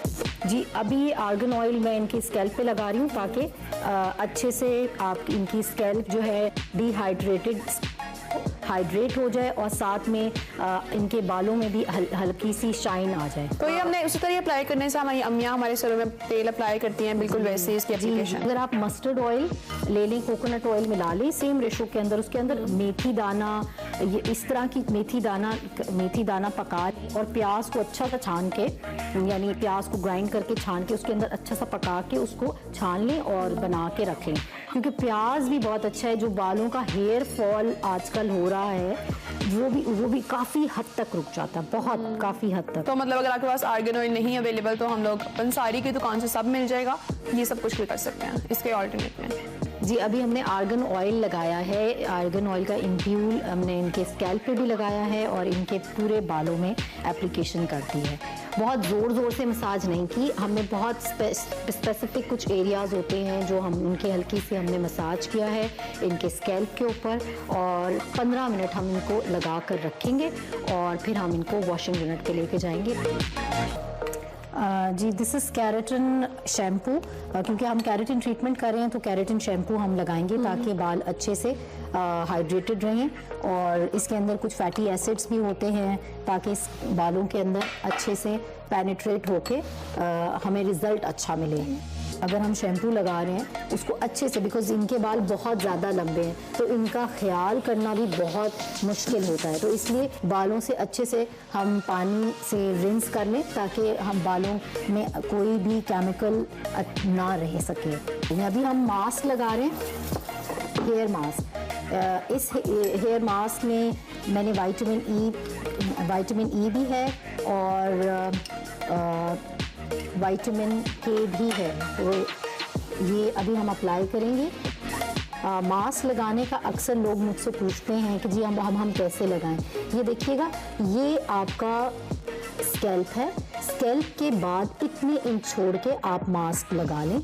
ये देखें मैं जैसे ये इसको एप्लीकेशन का तरीका भी यही है कि आप एक सेक्शन ले लें, क्योंकि इनके बाल बहुत लंबे हैं तो मैं बालों को थोड़ा सा गीला करूँगी। That's it. अब इसमें हम देखें मैं सिर्फ यहाँ लगा रही। उसके बाद ये देखिएगा इस तरह आप नीचे लेके जाते रहें। अभी एक सेक्शन लिया मैंने, अभी मैं इनके बाल वैसे मैं इनके बालों का 4 सेक्शन में करूँगी ताकि अच्छे से बालों में पेनिट्रेट हो जाए हमारा मास्क। इसी आराम से जैसे बिल्कुल इस तरह आपने 4 स्टैंड्स बनाने हैं, उसी तरह इस तरह आराम से बालों को प्रॉपर नीचे तक लेके जाना है, आराम से बालों में पेनिट्रेट हो जाए। बस इसी तरीके से आपने करना है। हमने 4 स्टैंड बना लिए थे। अभी हम बालों को हीट स्टीम देंगे ताकि जो हमने मास्क लगाया है वो प्रॉपर बालों के अंदर अच्छे से पेनिट्रेट हो जाए, फिर हम इसको वॉश करेंगे। जी अभी हमारा मास्क लग चुका है, मास्क लगा हुआ है और हम अभी इनको बालों को स्टीम दे रहे हैं ताकि बालों के अंदर जो विटामिन हमने मास्क के अंदर विटामिन ई था वो अच्छे से बालों में पेनिट्रेट हो जाए और पेनिट्रेट होने के बाद बाल अच्छे से हमारे हेल्दी और शाइनी रहें। जी अभी हमने इनको स्टीम दे दिए। हमारा मास्क लगा हुआ है, मास्क को हम उतारेंगे, सिंपल वॉश करेंगे पानी से। अभी हम आपको बालों को ड्राई करके और फिर हम अगर आपको कोई भी स्टाइल चाहिए आप उसको कर दें, लेकिन ट्राई करें जिस दिन प्रोटीन ट्रीटमेंट कराएं तो आप सिर्फ ब्लो ड्राई से अपना ड्राई कर लें। कोई भी डायरेक्टली स्ट्रेटनिंग जो होता है बिल्कुल स्ट्रेट डायरेक्ट जो हीट डायरेक्ट बालों को लगे वो ना कीजिएगा। मेरे बाल तो स्टाइल हो गया और ये देखने में बहुत खूबसूरत लग रहे हैं, आपको भी नजर आ रहा होगा। खैर मैंने आज आपको सिखाया कि आप किस तरह से डिफरेंट ऑयल्स और डिफरेंट टोटके अपना के अपने बालों के अंदर से खुश्की, डैंड्रफ और स्प्लिट एंड्स खत्म कर सकते हैं। तो अगर आपको भी सर्दियों में अपने बाल मैनेज करना मुश्किल लग रहा है तो आप यहाँ पे जरूर विजिट करें। इट्स इन लाहौर DHA या इनका पेज फॉलो करें और आपको तो पता ही है हमने आपको जो टेक्निक्स बताई हैं आप वो भी फॉलो कर सकते हैं। खैर आपसे मुलाकात होगी इंशाल्लाह अगले सेगमेंट में, तब तक के लिए अल्लाह हाफिज़। आपको टिप्स मिल गई होंगी कि आप अपने बालों की हिफाजत और उनकी हेल्दी करने के लिए क्या कर सकते हैं। निम्रा ने आपको बता दिया। बिल्कुल जी, दुबई की बात कर लेते हैं। कुछ एक इंटरेस्टिंग स्टोरी है, इसको शेयर करेंगे, देन हम आगे बढ़ेंगे। दुबई में फ्लाइंग टैक्सीज उड़ने के लिए तैयार हैं। रिपोर्ट्स कुछ ऐसी आ रही हैं। दुबई की हुक्मरान शेख मोहम्मद बिन राशिद अल मखतूम जो कि बड़े कनेक्टेड रहते हैं इन सारी नई इनोवेशन से, दुबई के अंदर एक ट्वीट की है और इसमें उड़ने वाली टैक्सीज के प्रोग्राम को रीलॉन्च करने का ऐलान किया है। इस ट्वीट में शेख मोहम्मद बिन राशिद अल मखतूम ने 6 पंखों वाली एक कॉन्सेप्ट इलेक्ट्रिक फ्लाइंग टैक्सी की वीडियो भी पोस्ट की है, आप देख भी सकते हैं। इसे एक अमेरिकन कंपनी ने तैयार किया है। इस टैक्सी का मॉडल वर्ल्ड गवर्नमेंट कॉन्फ्रेंस में भी पेश किया गया। दुबई में वर्ल्ड गवर्नमेंट कॉन्फ्रेंस के दौरान हुकाम ने बताया कि 2026 तक इनको मुतारिफ करा दिया जाएगा और इसके लिए 4 मुख्तलिफ मराकिज़ भी तामीर किए जाएंगे जहां से ये फ्लाइंग टैक्सीज ऑपरेट की जाएंगी। सो अगर आप दुबई जाएंगे तो आप फ्लाइंग टैक्सीज में 2026 में, अभी बहुत टाइम है। सो हमने सोचा बाहर जाएंगे आप साथ वालों के घर, देख लेते हैं।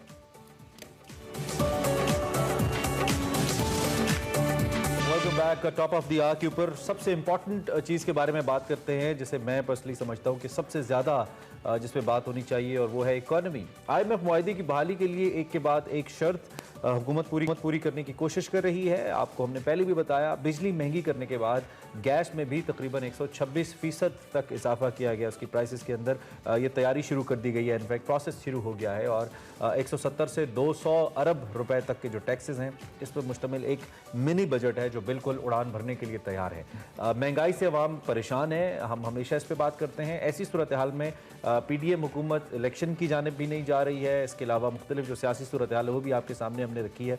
फिल वक्त हमारी इस नशिस्त का जो मकसद है जिस पे हमने बात करनी है वो मुल्क की मुआशी सूरत हाल ही है कि इस इन्फ्लेशनरी जो इस वक्त एक एटमॉस्फेयर है इसका क्या इम्पैक्ट मजीद आवाम के ऊपर आएगा। और जब हम आवाम की कैपेसिटी, बाइंग कैपेसिटी या बेयरिंग कैपेसिटी नहीं बढ़ा रहे हैं और प्रेशर उन पर मजीद डाले जा रहे हैं जहाँ ऑलरेडी बहुत सारे लोग खत्ते गुर्बत से नीचे हैं, तो क्या ये प्रेशर आवाम एब्जॉर्ब कर पाएगी? हम किस जानिब बढ़ रहे हैं? This is topic that we have to talk about. बिल्कुल, इसी हवाले से डॉक्टर खाकान जी हमारे साथ मौजूद है, हमारे मैशत हैं। Thank you very much doctor Khaqan and a very good morning. I hope you are doing well.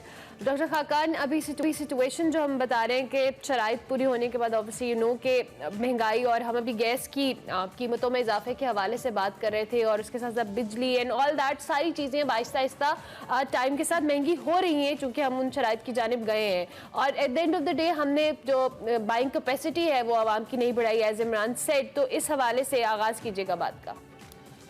Urmila, आप बिल्कुल सही कह रही हैं। सो ऑब्वियसली फंड के पास जाने के अलावा हमारे पास कोई और रास्ता है नहीं, फंड से कोई राह फरार है नहीं।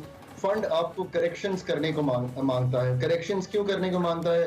एनर्जी का खसारा जो है बोथ पेट्रोलियम और जो गैस एंड बिजली का सेक्टर है उसमें बहुत बढ़ा हुआ है। सो आपसे वो कह रहा है कि इस खसारे का फ्लो तोड़िए। अभी याद रखिए कि हम स्टॉक 2300 अरब का इलेक्ट्रिसिटी में, 1600 अरब का गैस सेक्टर में उसको नहीं ठीक कर रहे। अभी हम सिर्फ फ्लो यानी कि जो ब्लीडिंग हो रही है उसको रोकने की कोशिश कर रहा है। उसको रोकने के लिए एक चीज मैंने हमेशा आपके प्रोग्राम में कहा है, बिजली और गैस के निर्खों में रद्दो बदल होगा। जुमे के दिन ईसीसी ने अप्रूव किया हमारी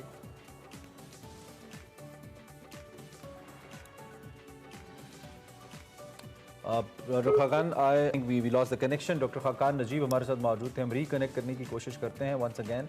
आपको ये बताएं, अच्छा एक जा रहे हैं जहाँ पे हम गैस की कीमतों में तकरीबन 124% तक इजाफे की बात कर रहे हैं, वहीं पे बिजली 3 रुपये 82 पैसे फ़ी यूनिट तक महंगी हो सकती है। जो मुख्तलिफ पुरतायुश अशिया हैं उन पर ड्यूटी से 60 अरब इकट्ठे करने की तजवीज़ है, यानी कि जो मिनी बजट है इसमें जो मजीद टैक्सेस लगाए जाएंगे जो पुरतायुश अशिया, अब पुरतायुश को डिफाइन करना है हुकूमत ने। जब बजट आएगा तो हम देख पाएंगे कि हुकूमत किन किन चीज़ों को पुरतायुश कह रही है, तो उससे तकरीबन 60 बिलियन मजीद इकट्ठे होंगे और ओवरऑल जो ये नेट है ये 170 अरब रुपए का है। लेकिन दूसरी जानिब एक जो ज़िमनी ग्रांट मंजूर की गई है वो बेनज़ीर इनकम सपोर्ट प्रोग्राम के लिए, दो कि एक हेल्दी समहाउ एक इनिशिएटिव है कि जहाँ पे आप आवाम के ऊपर इतना प्रेशर डाल रहे हैं, वहाँ पे कुछ ना कुछ आप उन्हें पब्लिक सेफ्टी नेट की मद में कुछ ना कुछ ऐसा ज़रूर दें जिससे कम से कम अपनी बेसिक नेसेसिटीज़ को पूरा करें। लेकिन एक बात बड़ी अच्छी डॉक्टर यूब मेहर ने हमारे शो में की थी, वो बात मुझे अब भी याद है, मैं रिपीट इसलिए करना चाहता हूँ बिकॉज आई थिंक वो बहुत अच्छा मशवरा था कि जो 12 से 14 बुनियादी अशिया ज़रूरियाँ हैं अगर उनको सब्सिडाइज कर लिया जाए, बजाय इसके कि आप ये डायरेक्ट पैसे दें,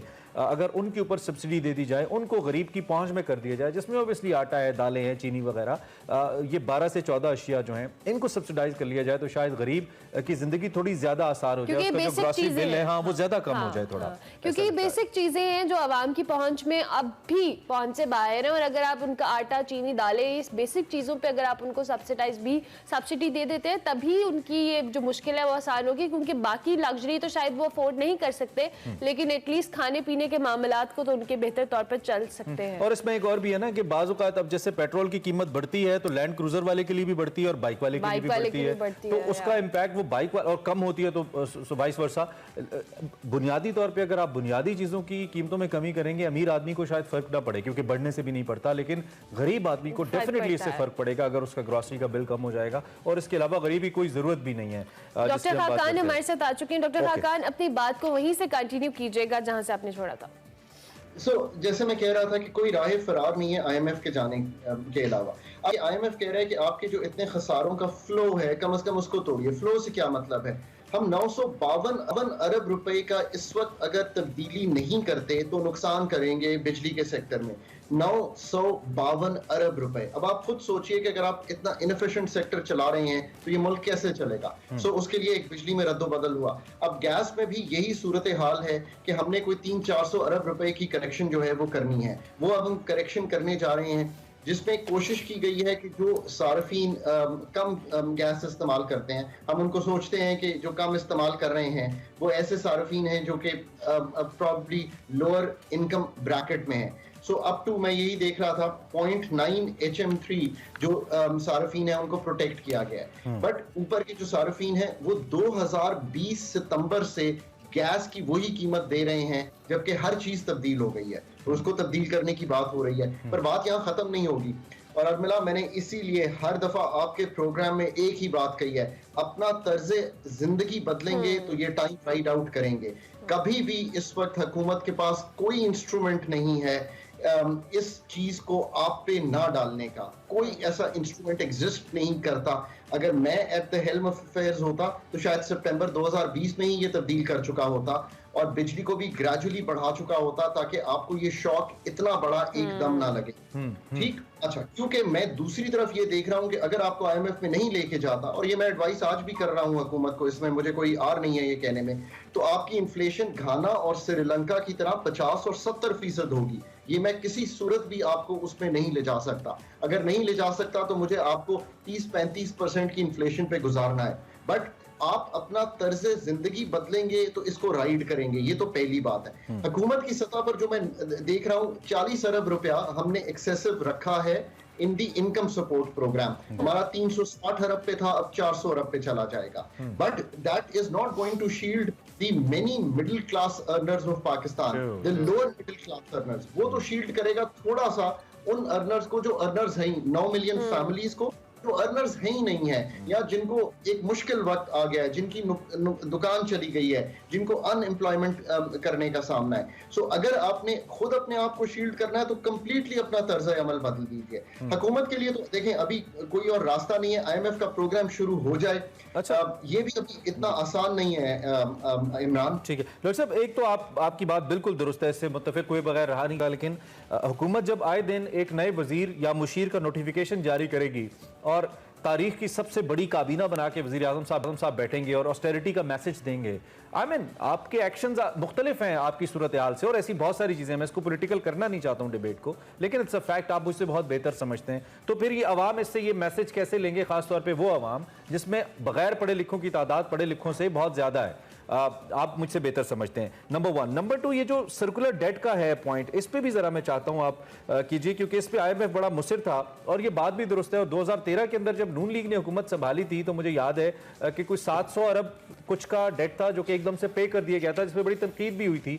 बट हमें ऐसा लगा था कि अब हम कोई एक रिलीफ मिल जाएगा हमें और अब हम इस मैनेज के ऊपर काबू पा लेंगे, लेकिन ऐसा नहीं हुआ। न सिर्फ नहीं हुआ बल्कि ये बढ़ता चला गया और अब तो एक बहुत बड़े देव की सूरत में मैं एक बात कर रहा था कि सामने खड़ा है। तो व्हाट अबाउट दैट जी? ये तो हमारे गवर्नेंस के इशू हैं डॉक्टर साहब, इसको तो हम हुकूमतें ठीक कर सकती हैं, लाइन लॉसेस, बिजली चोरी के मसाइल, इसको बेहतर करके, but still we don't do. तो IMF पे फिर गिला किस चीज का है हमें? Imran, मेरा ख्याल है you have put together the most two important points that the country faces today. Number 1 जो इशू आ रहा है वो है सिग्नलिंग का। सिग्नलिंग ये है कि एक तो जो नौयत है पेशेंट की बीमारी की, वो पेशेंट के दोस्तों से और कौम से शेयर करें। आपका पेशेंट ICU में है और अगर आप सिग्नल ये करेंगे कि हम इस वक्त भी अफोर्ड कर सकते हैं टू हैव न्यू मिनिस्टर्स और SAPMs, तो ये शायद सिग्नलिंग ठीक नहीं होगी।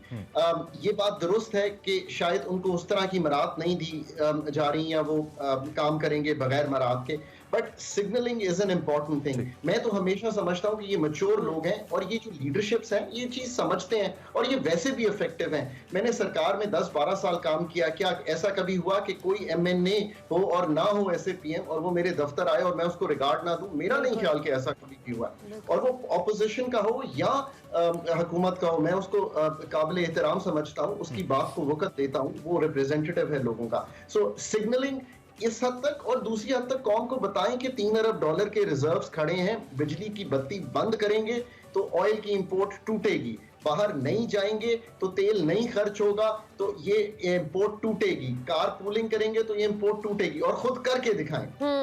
सबसे इम्पोर्टेंट बात ये सब, इसमें तो कोई दो आरा नहीं हो सकती कि हमें सिग्नलिंग करनी है कि this is of highest concern to us where we stand. Pakistan शायद इस जगह पहले कभी भी नहीं खड़ा हुआ। मेरा ख्याल है चागी के बाद भी पाकिस्तान यहाँ पे नहीं खड़ा था, बड़ी इमीडिएटली चीजें खुल गई थी। हम अभी चीजों को खुलते हुए नहीं देख रहे। दूसरी चीज आपने जिक्र किया बिल्कुल राइटली, मतलब आगे चलने से पहले मुझे आपकी बात पे इकबाल का वो शेर याद आ गया कि दर्द दिल के वास्ते पैदा किया इंसान को, वरना तात के लिए कुछ कम न थे करूबियां। तो बात ये है कि दर्द दिल इस वक्त जितना हम जैसे जिनको अल्लाह ने इसी मुल्क से सब कुछ दिया है वो रखेंगे, उतना ही हम शील्ड करेंगे इस चीज को। मैं कल देख रहा था कि मेरे वालिद साहब ने मुझे कहा और मुझे बड़ी खुशी हुई कि एक बड़ा अमाउंट हमें फ्लड को डोनेट करना चाहिए। तो देखें ना, अब इसके अलावा तो कोई चारा नहीं है, दुनिया जो करेगी सो करेगी, करना तो हमने है। सो आपकी बात में बिल्कुल वजन है कि सिग्नलिंग यही होनी चाहिए। नंबर 2, देखिए एनर्जी सेक्टर को अगर आप रिफॉर्म करेंगे, जो कि मैं पिछले 12 साल से करने की कोशिश भी करता रहा हूं, और मैं एडमिट करता हूं कि ये कामयाब नहीं हुआ, क्योंकि रिफॉर्म से वो आगे जा चुका है। इसको कम से कम डिसरप्शन होगी, और डिसरप्शन से ये मुराद है कि सारी कौम को कहें कि ये डिस्कोस का भाई 23% सालाना का नुकसान है, यानी कि अगर हम बिल भेजते हैं 1000 अरब का, तो 230 अरब रुपए नुकसान में चले जाते हैं, यानी कि 1 अरब डॉलर के करीब नुकसान है अगर 1000 अरब रुपए का बिल जा रहा है। मेरा ख्याल है बिल 2000 अरब के जा रहे हैं, तो 2 अरब डॉलर का तो सिर्फ इसी का नुकसान है। इसको डिसरप्ट करें। हमेशा मिसाल देता हूं कि अगर टेलीफोन सेक्टर इस वक्त सरकार में होता और एक पीटीसी होता, तो मैं और इमरान लाइन में लगे होते, लाइन में खड़े ना होते टिम हॉर्टन्स की तरह, लाइन में हमने डाल दिया होता कि 10-15 साल बाद इंशाल्लाह बिजली का कनेक्शन मिलेगा। ठीक है, अगर हम ये टेलीफोन को कर रहे होते तो इंशाल्लाह 10-15 साल बाद कनेक्शन मिलेगा। हमने कॉर्पोरेटाइज किया, इसको बेचें, इससे जान छुड़ाएं। आपकी 5 एयरलाइंस मुल्क में चल रही हैं, सिर्फ एक नुकसान कर रही है, उसका नाम है पाकिस्तान इंटरनेशनल एयरलाइंस। ठीक, so you have to understand as a nation that हुकूमत चला ही नहीं सकती। क्यों? इसलिए कि हुकूमत में काबिलियत नहीं है चलाने की। हुकूमत एडमिनिस्ट्रेशन करती है, मैनेजमेंट करती है, पॉलिसी बनाती है। मैंने कभी हुकूमत से बाहर निकल के मैं कहूं कि मैं एक PIA चलाना शुरू कर दूं, ये शायद बात ठीक नहीं होगी। I am an economist, I am a policy maker. मैं एविएशन की ओवरऑल पॉलिसी तो बना सकता हूं, बट मैनेजमेंट ये इतनी ज़बरदस्त बातें हैं, और कभी कभी हमें बड़ी खुशी होती है कि आप जैसे लोग डिसीजन मेकिंग लेवल के ऊपर मौजूद रहे हैं, लेकिन फिर दुख भी होता है कि अब नहीं हैं। बहुत ज़रूरी है इन चीज़ों का इदराक भी करना और फिर इनकी इम्प्लीमेंटेशन भी होना। So doctor Khan, in the and फिर गवर्नमेंट क्या सोच रही है? गवर्नमेंट के अंदर जो लोग बैठे हैं, जस्ट आप नहीं बल्कि हमें बताया कि सभी PhDs IMF की तरफ से आए हुए थे, तो मैं जस्ट एक कंपैरिजन निकाल रहा था, बाकी जो हमारे लोग थे उनका करियर थोड़ा सा मैं देखने की कोशिश कर रहा था, तो मैं उस पर कॉमेंट नहीं करते, कोई बहुत हौसला अफजा सूरत हाल नहीं IMF के एक्सपर्ट्स के मुकाबले में। लेकिन अब फिर गवर्नमेंट के पास क्या ऑप्शन है जी? हम क्या बात कर सकते हैं इस पर मजीद? देखिए, to be honest, the problem is कि IMF का जो प्रोग्राम है ना इमरान, वो कंट्रीज को, मैं हमेशा कहता हूँ, पाकिस्तान को भी, दूसरी कंट्रीज को भी, कि जो इनिशियल साइकिल है ना आपका पॉलिटिकल, उसमें कर लेना चाहिए कि पहले 2-3 साल में आप प्रोग्राम कर लें, आपको एक स्टेबिलिटी सी मिले। इसी गवर्नमेंट ने, इसी वजीर खजाना ने और आपके दोस्त खाकान नजीब ने उनके साथ बैठ के 2016 का प्रोग्राम किया। किसी को पता भी नहीं था। दुबई का एक पॉश होटल है height, and I really like that hotel, trust me, it's when you go to Dubai, please stay in that hotel. हम वहां बैठ के ये 12 रिव्यूज कराते थे, क्लीनली कराते थे, पूरी हुकूमत की सपोर्ट होती थी, मशीनरी साथ चल रही होती थी, मैं इसको टेक्निकली हैंडल करता था। पर पहले 3 साल थे, 2013 में प्रोग्राम टेकअप किया, 16 तक कंप्लीट कर लिया। अब हुकूमत के लिए अनपॉपुलर और टॉक्सिक डिसीजन लेना मुश्किल थे, उन्होंने इसको डिले किया। कोशिश क्या की, सऊदी अरेबिया, चाइना, UAE से पैसे मिल जाए। उन्होंने आपको कहा कि नहीं, you go to the IMF, क्योंकि उन्होंने भी आपको ये कहा कि go to the IMF, so आपको IMF में जाना पड़ा। अभी आप और कुछ चेंजेस देखेंगे, मैं कहूंगा, तो फिर और लोगों को लगेगा कि ओहो अब ये भी होने वाला है। सो मैंने हमेशा बिजली और गैस को आपके प्रोग्राम में क्लियरली लोगों के लिए कहा है। अब अपनी ये जो बैंक्स के कर्जे हैं, इन पे भी एक तब्दीली आप देखेंगे। इस तरह की आपकी शरह सूद में मेरा ख्याल है तब्दीली होगी कुछ। ये चीजें आप देखेंगे, और पर उम्मीद और दुआ ये करें कि हम किसी तरह IMF को एज एन एंकर साथ लेकर चल पड़े। ठीक, बिल्कुल ठीक, बिल्कुल ठीक। डॉक्टर साहब, थैंक यू वेरी मच जी, आपके लिए बड़ी प्रोडक्टिव बातें आपसे सुनने को मिलती हैं जब भी आप आते हैं। वी होप कि कोई ना कोई इसके ऊपर हल निकले और पाकिस्तान आगे बढ़े। और आपने जैसे कि कहा कि फंड से नेगोशिएशंस एंड देन अग्रीमेंट के अलावा we have no other option, तो अल्लाह करे कि वो निकले और फिर हम आगे अपने आप को दुरुस्त भी करें, एक ट्रैक लेके आएँ, क्योंकि अभी हम ICU में हैं। For the time being oxygen मिल जाएगा, फिर हमारी सांस उखड़ जाएगी, इसका कोई हल निकले। ब्रेक लेंगे, ब्रेक के बाद वापस आएंगे।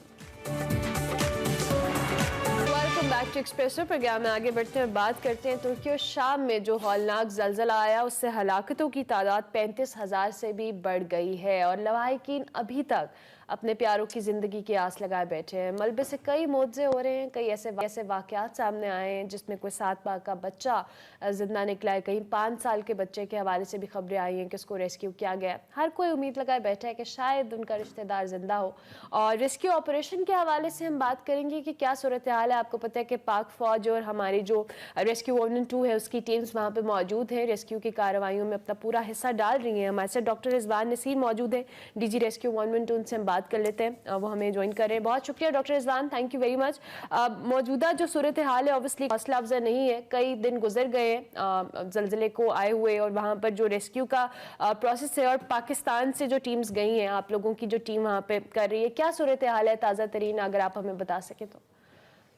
जी ये जब हौलनाक ज़लज़ला हुआ तुर्किया में, तो immediately I think we were one of the first international team शुरू में जो थे वहाँ पे पहुंचे, और खास तौर पे जो हमारी डिप्लॉयमेंट जहाँ पे की गई थी, मल्टीपल शहर मुतासर हुए थे, तो मैं खुद जाती तौर पे पाकिस्तान रेस्क्यू टीम को लेकर जो है वहाँ पे पहुंचा, और अदी अमन जो उनका शहर है वहाँ पे हमें भेजा गया। वहाँ पे आप अंदाजा नहीं कर सकती कि क्या सूरत हाल थी जब हम पहुंचे हैं, और उस वक्त कोई हमें जो है वहाँ पे हर गली के अंदर एक बिल्डिंग मुनज़्ज़म हो चुकी थी, और जो बाकी के भी वहाँ पे बिल्डिंगें थी, आप अंदाजा कर सकते हैं कि उनमें क्रैक्स थे और वो रहने के काबिल नहीं थी। तो इसलिए सारे लोग या तो नकल मकानी कर गए थे, छोड़ गए थे, और जो बाकी के लोग जिनके के अंदर लोग ट्रैप थे वो बाहर बैठे थे, और रात को बाकायदा आग जला के वहां पे बाहर बैठते थे इंतजार में कि बिल्डिंग के अंदर तो जा नहीं सकते, कोई सहारे वाली जगह भी नहीं है, और वो उनके इंतजार थे।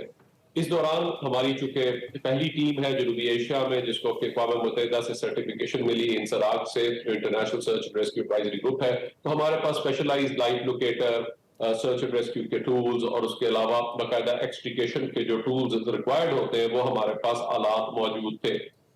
उन आलात की मदद से हमने इमीडिएटली जो है वो सर्च ऑपरेशन जो है वो शुरू किया। हमने कोई तकरीबन 59 बिल्डिंग्स में जाके लाइट लोकेटर की मदद से जिंदगी के आसार जो भी थे उनको ढूंढने की जो है वो कोशिश की। जहां पे भी कोई आता था हमने कहा जो भी मदद हम कर सकते हैं वहां पे जो है वो उनकी हम कर सके।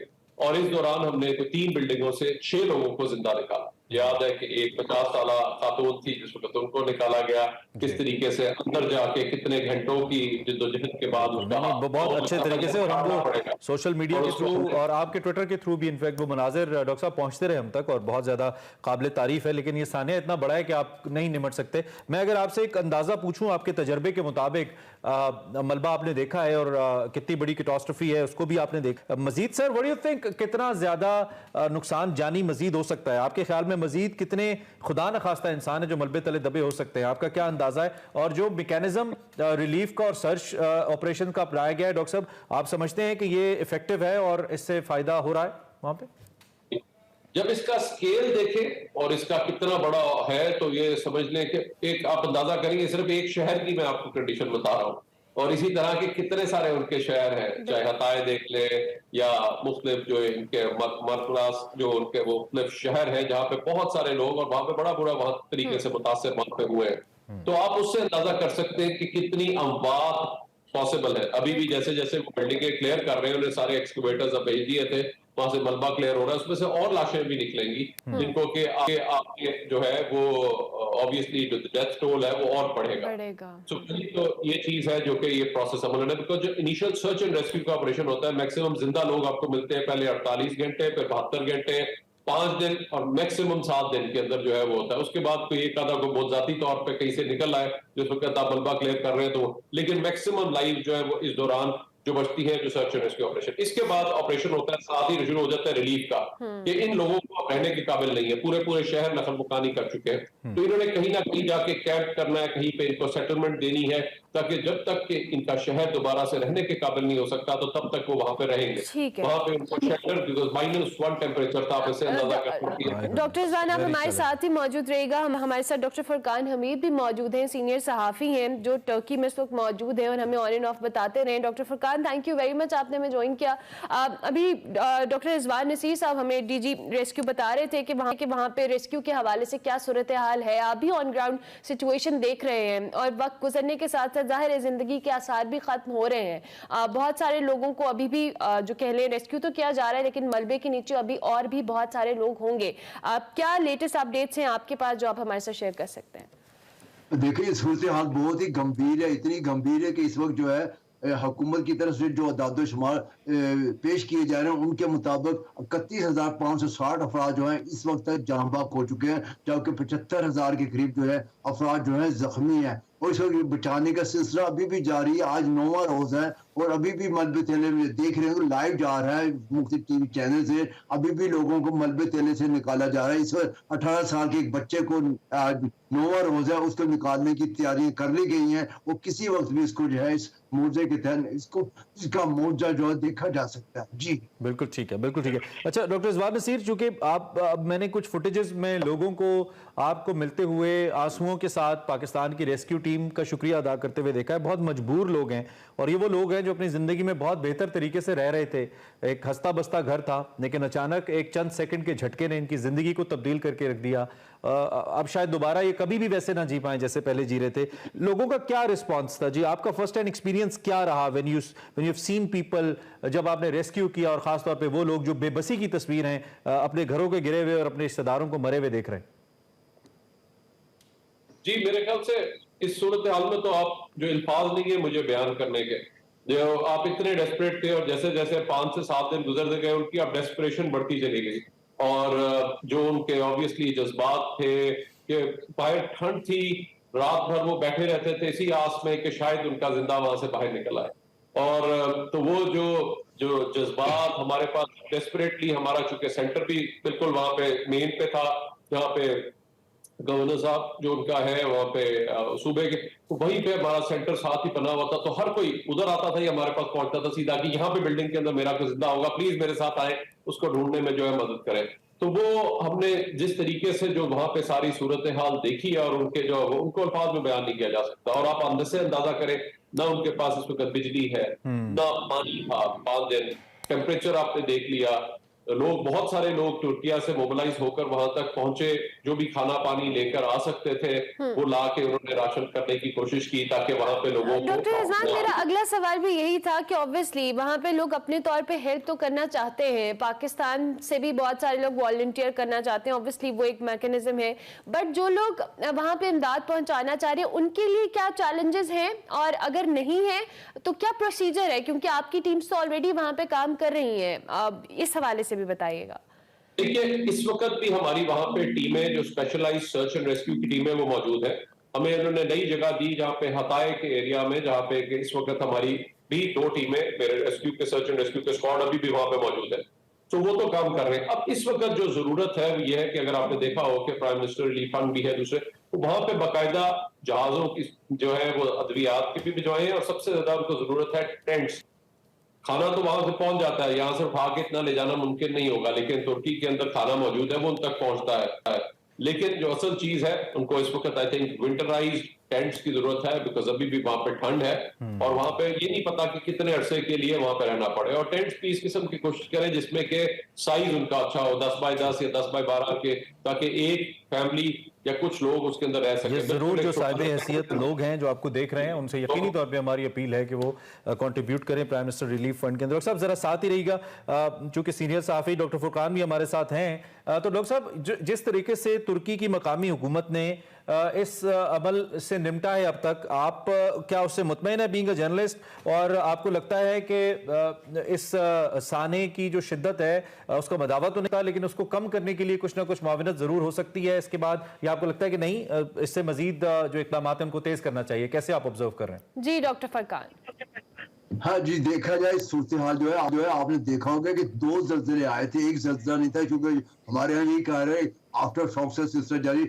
आफ्टर शॉक्स का सिलसिला अभी भी जारी है। लेकिन हुआ ये है कि तुर्की में जो ज़लज़ले आए हैं, ये 2 ज़लज़ले आए हैं। एक ज़लज़ला जो सुबह अर्ली इन द मॉर्निंग 4:17 पे आया था, उसके 9 घंटे बाद ही उसी इलाके में, पूरे उसी इलाके में 10 सूबों में 10 बड़े शहरों में जो सीरिया के साथ है, वहां पर 1 बजे के करीब दोबारा 9 घंटे बाद आने की वजह से जो है बहुत ज्यादा नुकसान हुआ है। और इसी नुकसान को जाहिर है कि इस साइड पे जो है ये सीरिया के बॉर्डर पे, यहाँ पे उम्मीद नहीं की जा रही थी यहाँ पर ज़लज़ला आएगा। ज़लज़ले के जो खदशा जाहिर किए जा रहे थे वो इस्तांबुल की तरफ से जाहिर किए जा रहे थे, लेकिन जिसे कहते हैं ऑल ऑफ ए सडन जो है ये सीरिया के बॉर्डर पे इतनी बड़ी शिद्दत का, इतना बड़ा, इससे पहले कभी भी वहाँ पर ज़लज़ला नहीं आया। अलबत्ता मशरकी सूबों में आते रहे हैं, लेकिन इस साइड पे भी नहीं आए। जी ठीक है डॉक्टर रिजवान, जिस तरह से भी बताया कि ये इतनी बड़ी शिद्दत का ज़लज़ला है और जिन शहरों की हम बात करें ऑलमोस्ट 10 शहर जो है जो अफेक्टेड है, वहाँ पे यही बताया जा रहा था कि आबादी बहुत ज़्यादा थी और वहाँ पे जो बिल्डिंग्स हैं या रेजिडेंशियल एरिया वो बहुत ज़्यादा था।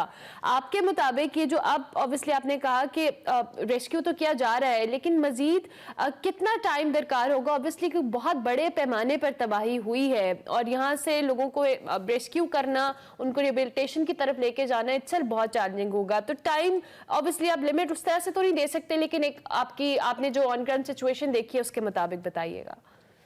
देखिए, तुर्किया ने इमीडिएटली आई थिंक तीसरा चौथा दिन था जिस वक्त उनके एक्सकवेटर पूरे मुझे लगता है जैसे तुर्किया से जो है मुतासिर शहरों में भिजवा दिए। वहां पे उन्होंने मलबे को क्लियर करने का प्रोसेस जो है वो शुरू कर दिया। अब रिहेबिलिटेशन का पूरा अमल दो लिहाज से है, उन लोगों को रिहेबिलिटेट करना है, वापस लेकर आना है। अब प्रॉब्लम क्या है, बहुत सारी तो बिल्डिंग्स मुनहदम हो गई और ये तकरीबन 6 मंजिला बिल्डिंगें नॉर्मली थी, 5 से 6 मंजिला, ज्यादातर बिल्डिंगें जो थी वो 5 से 6 मंजिला बिल्डिंगें थी। अब उसके अंदर जो लोग रह रहे थे ऑब्वियसली अभी वापस नहीं आ सकते। जो बाकी की बिल्डिंगें बची हुई हैं उनमें इतने क्रैक्स हैं कि उनकी असेसमेंट होगी कि ये बाकायदा बिल्डिंग अब रहने के काबिल है या नहीं है, और वहां पे फिर लोगों को लेकर आएंगे और जो दोबारा बनाया जाएगा वो कहते हैं बिल्ड बैक बेटर, ठीक, ताकि उन मियारी बिल्डिंग्स को बनाया जाए। लेकिन जितना अरसा ये नहीं बनता और जितना अरसा शहर वापस बहाल नहीं होते, रिहेबिलिटेट नहीं होते, उतना अरसा उनको कैंपों के अंदर या टेम्पररी सेटल। डॉक्टर साहब मेरे पास टाइम कम है, वन मोर लास्ट क्वेश्चन। हमने जितना स्क्वाड भेजा, जितने हमारे रेस्क्यू एहलकार वहां पे गए जिनको आप लीड करे थे, क्या इनको इनकी कैपेसिटी कुछ बढ़ाने का भी, इनकी क्वांटिटी इनफैक्ट बढ़ाने का भी हमारा कुछ इरादा है? और इस हवाले से हमें कुछ बताइए। हम पाकिस्तान 1122 और गवर्नमेंट ऑफ पाकिस्तान मजीद क्या कर सकती है इसके लिए? जी देखिए, मुख्तलिफ फेजेस हैं। पहला फेज था जहां पे सर्च एंड रेस्क्यू की जरूरत थी, ठीक है। तो सर्च एंड रेस्क्यू में गवर्नमेंट ने बाकायदा पाकिस्तान रेस्क्यू टीम को भेजा, फौज की टीम भी गई और हमने सर्च एंड रेस्क्यू ऑपरेशन में हेल्प किया। अब गवर्नमेंट जो है इस वक्त जो टेंट्स की जरूरत है ताकि वो माइनस टेम्परेचर है, ठंड है, उन लोगों ने पता नहीं कितना अरसा वहां पे रहना है, अच्छे साइज के टेंट उनको अगर प्रॉपर हम भिजवा सके और वहां पे ताकि वो अच्छे तरीके से उतना अरसा। डॉक्टर साहब थैंक यू वेरी मच। आपकी एफर्ट्स, आपकी टीम की एफर्ट्स काबिल तहसीन है, बहुत जबरदस्त आपने काम किया, लोगों की मदद तो की, इंसानी जो वहां पे अलमिया हुआ, लेकिन पाकिस्तान का परचम भी आपने बुलंद किया इस यूनिफॉर्म के जरिए। Thank you very much for joining us. और आपका भी Furqan thank you very much, आप भी हमारे साथ मौजूद रहे, सीनियर सहाफी, आपने भी हमें वहां से इंफॉर्मेशन दी, तो तुर्की की सूरत हाल के बारे में आपको आगाह करे थे। अभी हम ब्रेक लेंगे, ब्रेक के बाद वापस आएंगे। Welcome back to Expresso. वक्त हुआ चाहता है हमारे सेगमेंट माइंड मैटर्स का, जिसमें आज को पैमा निर्मल पुरजा की जिंदगी के वो पहलू जो इससे पहले सामने ना आ सके, वकार मलिक लेकर आ रहे हैं, आपको दिखाते हैं। अस्सलाम वालेकुम नाज़रीन, मैं हूं वकार अहमद और आप देख रहे हैं माइंड मैटर्स। 2019 की बात है, को पैमाओं की दुनिया में, माउंटेनियर्स की दुनिया में एक नाम बहुत ज़्यादा गर्दिश करता था और हर को पैमा दूसरे को पैमा से बड़ी हैरत से पूछता था एक नाम, निर्मल पुरजा। ये कौन है? इसने जो भी किया है वो इंसानी बस से कुछ बाहर की बात है, जो भी इन्होंने कारनामा किया है। निर्मल पुरजा बेसिकली एक नेपाली हैं और निर्मल पुरजा ने को पैमाई में वो वर्ल्ड रिकॉर्ड्स कायम किए जो कि इंसानी तस्वुर में भी नहीं आ सकते। मैं बताता हूँ कि क्यों तस्वुर में नहीं आ सकते। 14 8000 हैं दुनिया में, जो कि दुनिया की बुलंद तरीन चोटियाँ हैं और इन दुनिया की बुलंद तरीन चोटियों को मैसनर ने, रेनल्ड मैसनर ने सर किया 14 की 14 को और एक रिकॉर्ड कायम किया और ये 14 की 14 उन्होंने बगैर ऑक्सीजन के सर की, लेकिन उनको ये 14 चोटियाँ सर करने में 16 साल लग गए। 16 सालों में उन्होंने ये 14 चोटियाँ सर कर ली। ये जो उठे निर्मल पुरजा नाम के एक शख्स, उन्होंने कहा कि मैं ये सब कुछ 6 महीनों में करके दिखाऊंगा, यानी 6 महीनों में मैं ये 14 की 14 8000 जो हैं ये सर करूंगा। अब ये क्योंकि चोटियाँ जो हैं वो किसी एक जगह तो नहीं है, नेपाल में है, पाकिस्तान में है और फिर तिब्बत यानी चाइना से भी आपने परमिशन लेनी है और इसमें गवर्नमेंट भी इन्वॉल्व होती हैं, हुकूमतें भी। तो इस चीज़ को 6 महीनों के अंदर एग्जीक्यूट करना बहुत ही मुश्किल था। और फिर सबसे बड़ी बात यह है कि आपके लिए बहुत बड़ी बात होती है कि आप एक 8000 जो है वो सर कर लें एक साल में, तो उसी में आप 2-3 साल जो है वो हवाओं में रहते हैं कि आपने 8000 सर किया। ये नौजवान जो थे ये कह रहे थे कि मैं 14 की 14 8000 6 महीनों में सर करूंगा। उसके बाद इन्होंने बड़ी हैरत अंगेज ऐसे काम किए कि मिसाल के तौर पे एक लाइफ टाइम अचीवमेंट होती है आपकी कोई 8000 सर करना, और उस शख्स के बारे में आप क्या कहेंगे जिसने 48 घंटों में 3 चोटियां 8000 की सर की, 48 घंटों में इंक्लूडिंग माउंट एवरेस्ट। और ये तीनों नेपाल में थी और तीनों चोटियां जो हैं 48 घंटों में सर की। पाकिस्तान में आपको मालूम है कि नांगा पर्वत जो है वो किलर माउंटेन और दुनिया का सबसे मुश्किल पहाड़ समझा जाता है। नांगा पर्वत उन्होंने सर किया, K2 सर किया, पाकिस्तान की सारी चोटियां उन्होंने 23 दिनों में सर की। 8000 जितनी भी हैं वो 23 दिनों में सर की। K2 को उन्होंने विंटर में सर किया और ये पहली एक्सपीडिशन थी जिसने सर्दियों में K2 को सर किया। और ये जो मुहिम है ये 12 जनवरी 2021 की है। K2 सर करने के बाद उन्होंने गिशबरूम 1, गिशबरूम 2, ब्रॉड पीक और उसके बाद उन्होंने ऑफकोर्स ये नांगा पर्वत जो है सर की। यहाँ पे दो हैरत अंगेज वाकयात उनके हवाले से पेश है। एक तो ये कि नांगा पर्वत से वो जो उनका गिरे हैं तो वो 100 मीटर तक गिरे हैं और वो गिरते हुए अगर रोप उनके हाथ में ना आता, इत्तफाकन अगर रोप ना होता तो फिर बहुत ज़्यादा कोई नुकसान हो सकता था। तो 100 मीटर का वो जो गिरना था उसने उनकी नफ्सियात पे बड़ा गहरा असर डाला, बड़ा वाक़या था उनके लिए। और K2 ऑफ कोर्स ये भी एक बहुत बड़ा इस हवाले से कि बहुत ही टफेस्ट माउंटेन है और उसके बाद उस पहाड़ को सर करने के गालबन एक हफ्ते के अंदर जो है वो अगले 8000 को सर करने जा रहे थे। लेकिन जब वो नेपाल और पाकिस्तान और ये तमाम चोटियाँ सर कर चुके तो उनको जो सबसे ज़्यादा मुश्किल पेश आई वो चाइना के हवाले से पेश आई, क्योंकि उस साइड से चाइना का परमिशन चाहिए था। जो उस साइड पे 8000 उन्होंने सर करनी थी और वो मिल नहीं रहा था, उस सीज़न में बंद था। और उसके बाद फिर एक बहुत बड़ी कैंपेन उन्होंने दो सतहों में चलाई। एक तो पॉलिटिकल, अपने प्राइम मिनिस्टर को मिले, बहुत सारे जो पॉलिटिशियंस हैं उनको मिले और उनको कहा कि आप किसी भी तरीके से चाइनीज़ जो गवर्नमेंट है उसको उनसे स्पेशल एक इजाज़त लेके दें। और दूसरी साइड पे एक अवामी मुहिम चलाई गई जो कि ट्विटर पे थी, जो कि फेसबुक पे थी। चीनी हुकूमत जो है उन्होंने उनको इजाज़त दे दी और यूँ 6 महीने और 6 दिनों में उन्होंने 14 8000 सर कर लिए। अब यहाँ पे बहुत ही इंटरेस्टिंग चीज़ें आती हैं। सबसे पहले कि जब इन्होंने इस तरीके से एक माफूकुल फितरत सा काम जो शुरू किया और समझ नहीं आ रही थी कि वो इंसान जो है वो किस तरह ये सब कुछ कर सकता है, तो उस दौरान कुछ कंट्रोवर्सीज भी हुई और फिर एक डिबेट ने दोबारा जन्म लिया जो कि एक पुरानी डिबेट है कि 8000 जो डेथ जोन है वहाँ पे ऑक्सीजन बॉटल जो ऑक्सीजन है उसको इस्तेमाल करना चाहिए या नहीं करना चाहिए। ये एक पुरानी बहस है। इस सिलसिले में कहा गया कि ये कोई बड़ी बात नहीं है निर्मल पुरजा के लिए, क्योंकि वो बॉटल ऑक्सीजन इस्तेमाल कर रहे हैं। और ये बहुत ही एक बेवकूफ़ाना स्टेटमेंट इस हवाले से थी कि इवन जो मैसनर थे वो बोल उठे और मैसनर ने बाकायदा इस पर रद्द अमल दिया। तो उन्होंने कहा कि ये बहुत ही फजूल बात है कि अगर कोई ये कह रहा है कि वो ऑक्सीजन इस्तेमाल कर दें 8000 से ऊपर।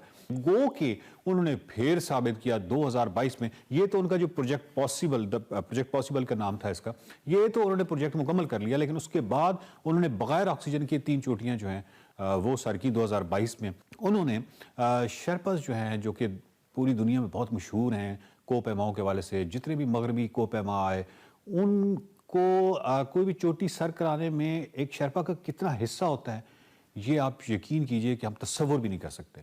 बहुत सारी कंट्रोवर्सीज हैं को पैमा एक दुनिया में। एक शर्पा जो है वो किस तरीके से, पहले तो वो ऊपर जाते थे उसको रिकग्नाइज नहीं किया जाता था।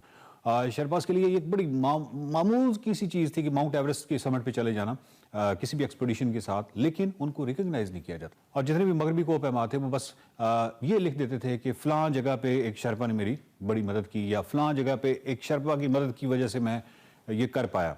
तो इस पे निर्मल पुरजा ने एक बहुत ही खूबसूरत मुहिम चलाई। उन्होंने कहा कि ये जो आप लिखते हैं कि शर्पा ने मेरी फ़लाँ जगह पे, शर्पा का कोई नाम भी है, वो एक शख्स है, उसकी एक शनाख्त है, वो एक इंसान है। तो आप ये क्यों नहीं लिखते कि शर्पा आगे नाम क्यों नहीं लिखते? तो उन्होंने फर्स्ट टाइम ये जो है एक पूरे ट्रेंड चलाया और उसके बाद अब इसको फॉलो किया जाता है। और जितने भी शर्पाज हैं अगर वो किसी जगह पे मदद करते हैं या जो भी करते हैं तो उनका ऑफकोर्स वो जो भी उसका रेफरेंस दे रहा होता है तो उनके नाम लेता है। ये बहुत बड़ी बात थी कि शर्पास को उनकी रिकग्निशन, उनकी शनाख्त थी।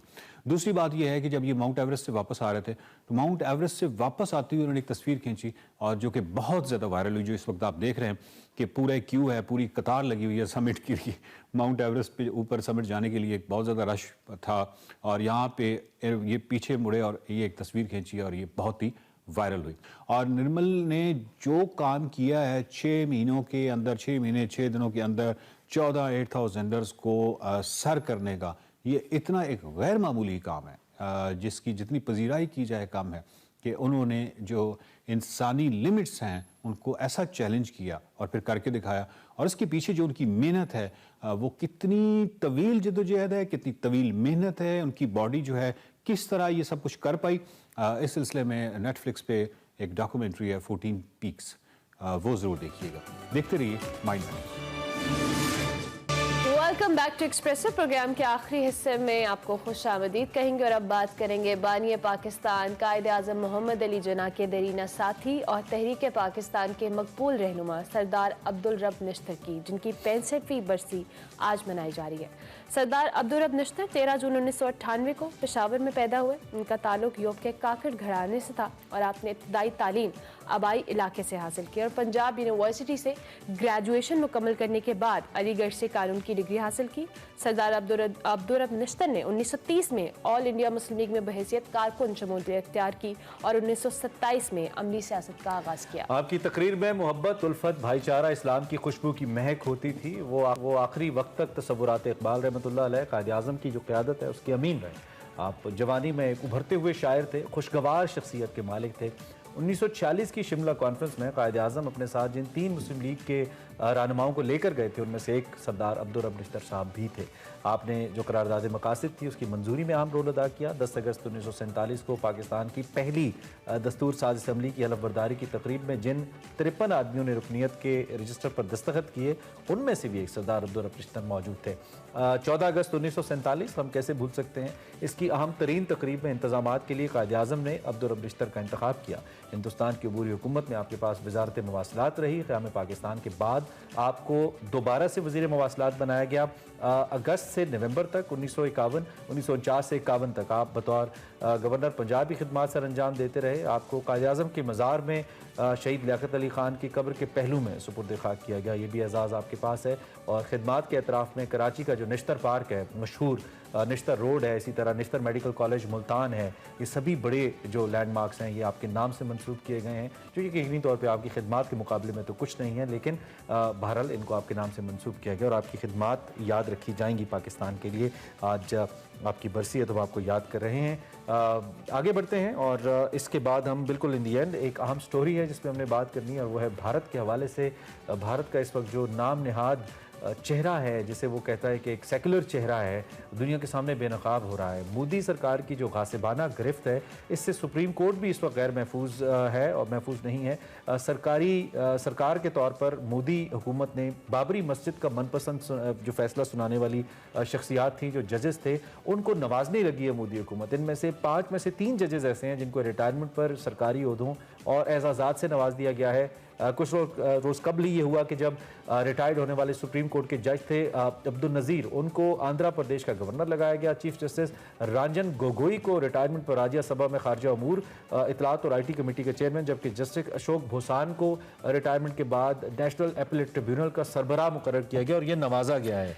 क्या आलमी इंसाफ के इदारे भारत में इंसाफ करने के जो गिरते पहलू हैं या पैमाने हैं इन पर आवाज उठाएंगे? इसी हवाले से मजीद तफसीलात जान लेते हैं। खालिद महमूद हमारे साथ मौजूद है। खालिद महमूद, ये जो खबर है इसके हवाले से क्या तफसीलात है आपके पास?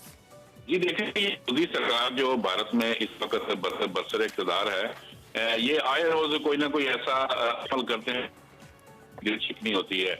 उनके जो जख्म पर नमक छिड़का जाता है। बाबरी मस्जिद का एक